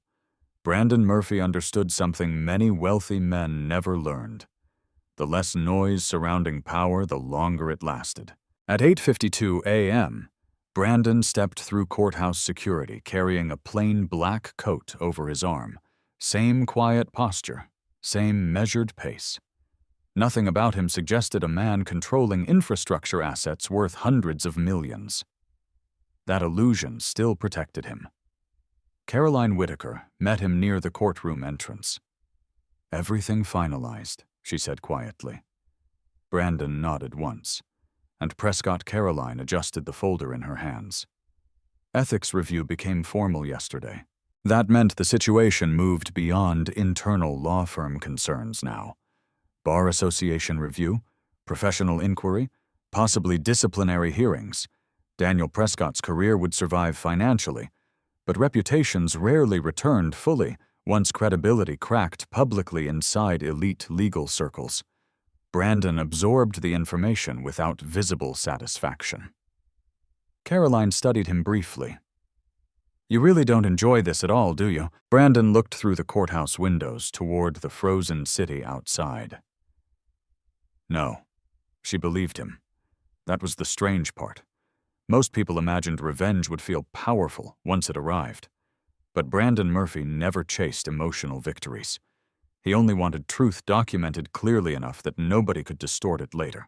Inside courtroom 4B. Claire already sat quietly beside a new attorney, not Daniel Prescott. A woman named Andrea Keller handled final procedural representation now after Prescott formally withdrew from active courtroom participation. Claire looked smaller somehow today. Not physically, socially. The confidence she carried into the first hearing had dissolved completely. No designer performance remained. No visible superiority. Just exhaustion. When Brandon entered the courtroom, Claire looked toward him automatically. He nodded once. Polite.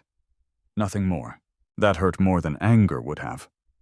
Judge Eleanor Walsh entered precisely at 9. Everyone stood. Be seated. Papers shifted softly throughout the courtroom. Andrea Keller spoke first. Your Honor, parties have reached finalized settlement resolution pending formal approval. Judge Walsh reviewed the documents briefly. I understand several financial concerns required supplemental clarification, Caroline answered calmly. Yes, Your Honor. Those matters have been addressed through documented settlement structure and disclosure agreements. Judge Walsh turned several pages silently. The courtroom stayed quiet, except for the soft clicking of the court reporter's keyboard. Finally, the judge looked up toward Claire. Mrs. Murphy, do you acknowledge understanding the terms before this court? Claire's voice sounded lower now. Yes. Do you enter this agreement voluntarily? A small pause. Then yes. Judge Walsh turned toward Brandon. Mr. Murphy. Yes, Your Honor. Simple. Controlled. No speeches from either side. That matched Brandon perfectly. Judge Walsh reviewed additional pages connected to disputed financial transfers.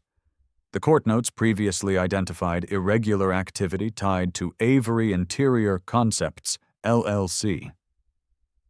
Claire lowered her eyes immediately. Andrea Keller answered carefully. Those matters were resolved within settlement negotiations and supplemental disclosures. Judge Walsh nodded once, then looked directly toward Claire. Mrs. Murphy understands something clearly. Her voice remained calm but firm. Attempting to manipulate financial positioning during active divorce litigation carries serious consequences. Claire swallowed once. I understand. Judge Walsh closed the file. The court also notes ongoing professional review regarding prior counsel conflicts. Nobody said Daniel Prescott's name aloud. They didn't need to. Chicago legal circles already understood exactly who the statement referenced. Brandon remained still while proceedings continued. No victory, no humiliation. Just consequence moving through formal systems exactly the way it should. That mattered to him. Because Brandon spent his entire adult life building structures meant to survive emotion. Rail systems, compliance networks, freight logistics. Truth worked the same way. The stronger the structure, the less noise required. Judge Walsh signed the final approval pages carefully. The marriage dissolution is hereby finalized. The words landed softly inside the courtroom. 15 years reduced to legal closure beneath fluorescent lights and winter sunlight. Claire stared at the signed paperwork without moving for several seconds. Brandon simply nodded once. Nothing dramatic happened afterward. No emotional confrontation. No cinematic speech. Just paperwork being gathered while attorneys exchanged final signatures quietly. That silence felt more honest than shouting would have. Outside the courtroom, people moved through courthouse hallways carrying coffee cups and legal files, while elevators opened and closed continuously. Life continued normally around them. Claire stepped into the corridor slowly beside Andrea Keller. Then stopped. Brandon. He turned. For a moment, neither spoke. The hallway noise faded strangely around them. Claire finally asked quietly, Do you hate me? Brandon looked at her carefully. Not coldly. Carefully. No. Claire's eyes searched his face. Then what do you feel? Brandon considered the question honestly. Tired. That answer nearly broke her composure, because she believed powerful men operated through rage, control, punishment. But Brandon Murphy looked exhausted more than victorious. Claire lowered her voice. I didn't understand you. Brandon slipped his coat on calmly. No, he said softly. You understood exactly what you wanted to see. Claire looked away first. That truth hurt because it reached beyond money or divorce. It touched years of assumptions about status, about masculinity, about value. She spent too long believing loud men were stronger because they looked important publicly. Meanwhile, Brandon quietly built systems worth more than every luxury dinner and charity gala combined. Andrea Keller approached carefully. "We should go." Claire nodded weakly. But before leaving, she looked back one final time. "Were you ever going to tell me Brandon understood the question immediately? About Murphy Continental? About the real scale of his life? About the man behind the silence?" He answered honestly. "I thought you cared enough to notice." Claire closed her eyes briefly, then walked away down the courthouse hallway without another word. Brandon watched her disappear into the crowd. No satisfaction followed it, only finality. Caroline stepped beside him, carrying the remaining files. "That's it," she said quietly. Brandon nodded. "Yes. Tyler, Jensen. Finalized cooperation agreements this morning, too." Brandon looked toward the courthouse windows. Snow had stopped completely now. Bright winter sunlight covered downtown Chicago in pale silver reflections. "And Prescott?" he asked. Caroline exhaled softly. "He'll probably avoid disbarment." A pause. "But nobody serious will trust him the same way again." Brandon absorbed that silently. Not because he enjoyed hearing it, because he understood systems. Trust was infrastructure, too. Once compromised, everything built on top weakened afterward. Caroline studied him carefully. "You know what's strange?" "What? You never tried to destroy any of them." Brandon adjusted his coat sleeve once. "They managed that part themselves." That sentence stayed with Caroline as they walked together toward the elevators. Outside the courthouse, freezing wind swept through downtown streets, while traffic crawled along wet pavement. Brandon stepped onto the sidewalk alone. No drivers waited for him. No cameras followed him. Just cold Chicago air filling his lungs while winter sunlight reflected off distant glass towers. His old Ford pickup remained parked exactly where he left it hours earlier. Same truck, same man. Yet something invisible had finally ended. Brandon looked once toward the courthouse behind him before opening the truck door. 15 years gone quietly. No revenge speech, no celebration. Just truth surviving long enough to reach daylight. And as Brandon Murphy drove away through frozen Chicago streets, the city around him still had no idea one of its most powerful men had just walked out of divorce court completely unchanged on the outside, which was exactly how he preferred it. 6 months after the divorce ended, Brandon Murphy stood beside a rusted chain-link fence outside Peoria, Illinois, just before sunrise. Cold spring wind moved across the empty lot, while freight trains rolled slowly through tracks half a mile away. The old trucking yard looked smaller than he remembered. 3 cracked loading bays, a collapsed storage awning, faded lettering barely visible on the side of the main garage building. Murphy Transport, his father's company. For years, Brandon avoided coming back here. Too many memories lived inside the concrete. Diesel fuel, winter mornings before school, his father checking manifests beneath fluorescent lights, then later bank notices taped to office doors, auction stickers placed on trucks, silence after the collapse. Now Brandon stood holding a fresh property transfer folder in one hand. He bought the yard back quietly 3 weeks earlier through a holding subsidiary nobody connected to him publicly. No press release, no interviews, no photographs. That was the only way Brandon Murphy ever preferred doing important things. A construction foreman approached wearing a reflective jacket and work gloves. "You really want to restore all this?" Brandon looked across the empty freight lot. "Yes." The foreman nodded toward the old garage. "Structural damage is worse than expected. We rebuild it. You planning another logistics company?" Brandon shook his head once. "Training center?" The foreman looked surprised. "For who?" Brandon watched a freight train moving slowly through pale morning light beyond the property. "Kids who can work," he said quietly, "but don't know where to start." The idea came to him months earlier during the divorce. While lawyers argued over wealth, Brandon kept thinking about how his father lost everything without anyone teaching him how financial systems actually worked: debt, leverage, timing. Nobody explained those things to working men until it was too late. Brandon intended to change that quietly. The Murphy Freight Institute officially launched 2 months later without major publicity. Scholarships for logistics management students, apprenticeship programs for diesel mechanics, training certifications for freight coordination and rail operations. Most people in Peoria assumed some regional transportation foundation funded it. Only a few executives inside Murphy Continental understood Brandon personally financed nearly all of it. He preferred it that way.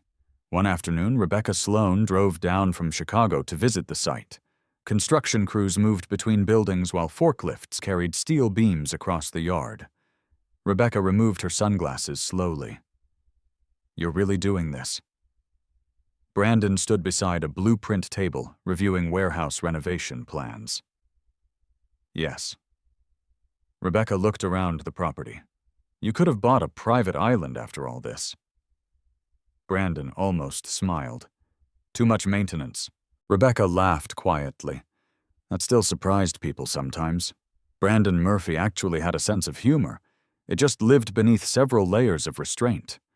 They walked slowly through the renovated training facility, while welders worked nearby beneath sparks and industrial lights. Rebecca glanced toward him. "You know, Chicago still talks about the Prescott situation." Brandon kept walking. "People get bored eventually. Not with stories like that." Daniel Prescott officially survived disciplinary review, with sanctions and monitored oversight requirements. His firm kept him employed, but quietly removed him from high-level corporate development work permanently. Tyler Jensen left Chicago real estate 3 months earlier. Claire Murphy moved to Denver after the settlement finalized. Brandon never asked for updates, never searched her online, never spoke badly about her publicly. Rebecca noticed that too. "You ever think about calling her?" Brandon opened a side warehouse door slowly. Cold air moved through the building. "No, not even closure." He looked toward the rail lines beyond the property. Closure already happened. That answer sounded simple, but Rebecca understood the weight underneath it. Brandon didn't move on because he stopped caring. He moved on because the truth became undeniable. And once truth settles completely inside someone emotional, noise loses power. Later that evening, Brandon drove his old Ford pickup through downtown Peoria toward a small diner near the river. Same truck. Still rust near the rear bumper. Still no luxury SUV despite the wealth attached to his name. The waitress recognized him now. "Evening, Brandon." "Hey, Linda." "Usual, yes." Black coffee. Turkey sandwich. No performance. Construction workers filled half the diner booths while local news played softly above the counter television. Nobody inside looked at Brandon twice, and he loved that. Across America, men spent fortunes trying to appear powerful. Brandon spent years protecting the freedom of being ignored. His phone vibrated once while he ate.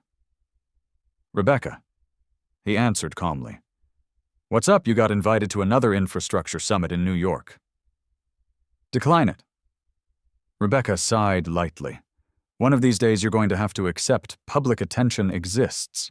Brandon looked out the diner window toward freight lights moving through the dark. "Attention isn't useful." Rebecca paused. "You know, most people would disagree. Most people confuse visibility with value." That sentence stayed quiet between them. The waitress refilled Brandon's coffee. Outside, another freight train passed slowly through the night, carrying containers eastbound toward Chicago. Movement, systems, quiet work connecting cities nobody thought about. That world always made more sense to Brandon than cocktail parties or charity galas ever did. 3 weeks later, the Murphy Freight Institute held its first scholarship ceremony. No luxury ballroom, just a renovated warehouse space with folding chairs and coffee stations. Parents arrived wearing work boots and department store jackets while students nervously held acceptance folders in their hands. Brandon stood near the back during the ceremony instead of on stage. A young student approached him afterward. Mr. Murphy Brandon looked up. The kid looked maybe 19, nervous, holding a scholarship packet tightly. "My dad used to work freight loading in Joliet," the student said. "He said this place is probably going to change my life." Brandon studied him quietly. "What's your name, Ethan? You willing to work hard, Ethan?" "Yes, sir." Brandon nodded once. "Then it probably will." The student smiled awkwardly before walking away toward his family. Rebecca approached beside Brandon again. "You know you could have put your name on the building." Brandon looked around the warehouse. Steel beams, concrete floors, working people. "No," he said softly. "The work matters more." That was the difference. Claire spent years searching for value in appearances. Brandon built value inside systems nobody noticed until they stopped functioning. And in the end, that quietness protected him, not because silence made him weak, because patience gave him time to see clearly while everyone else exposed themselves first. The next morning, Brandon arrived at the yard before sunrise. Fog moved low across the rail lines, while diesel engines rumbled somewhere beyond the property. He stood alone near the tracks, holding black coffee between both hands. Freight trains rolled slowly through pale orange morning light, steel wheels grinding forward mile after mile. Reliable, steady, unconcerned with applause. Brandon watched the cars disappear into the distance while cold wind moved through the empty yard. No courtrooms anymore, no lawyers, no betrayal, just motion. And for the first time in years, Brandon Murphy finally felt something quieter than victory. Peace. Life has a strange way of revealing people slowly. Some men speak loudly so the world notices them immediately. Others build quietly for years, while everyone around them mistakes silence for weakness. Brandon Murphy never won because he shouted louder. He won because he stayed patient long enough for the truth to organize itself. A lot of people watching this probably know what it feels like to be underestimated. Maybe someone judged your value by your clothes, your job title, your car, or how quiet you were in the room. But real strength usually doesn't perform for attention. Real strength survives pressure without losing control. If you've ever stayed silent while people misunderstood you, comment your country and local time below. I read more comments than you think. And if this story meant something to you, subscribe to the channel. Tomorrow's story is about a man whose family threw him out of the company he secretly built from nothing.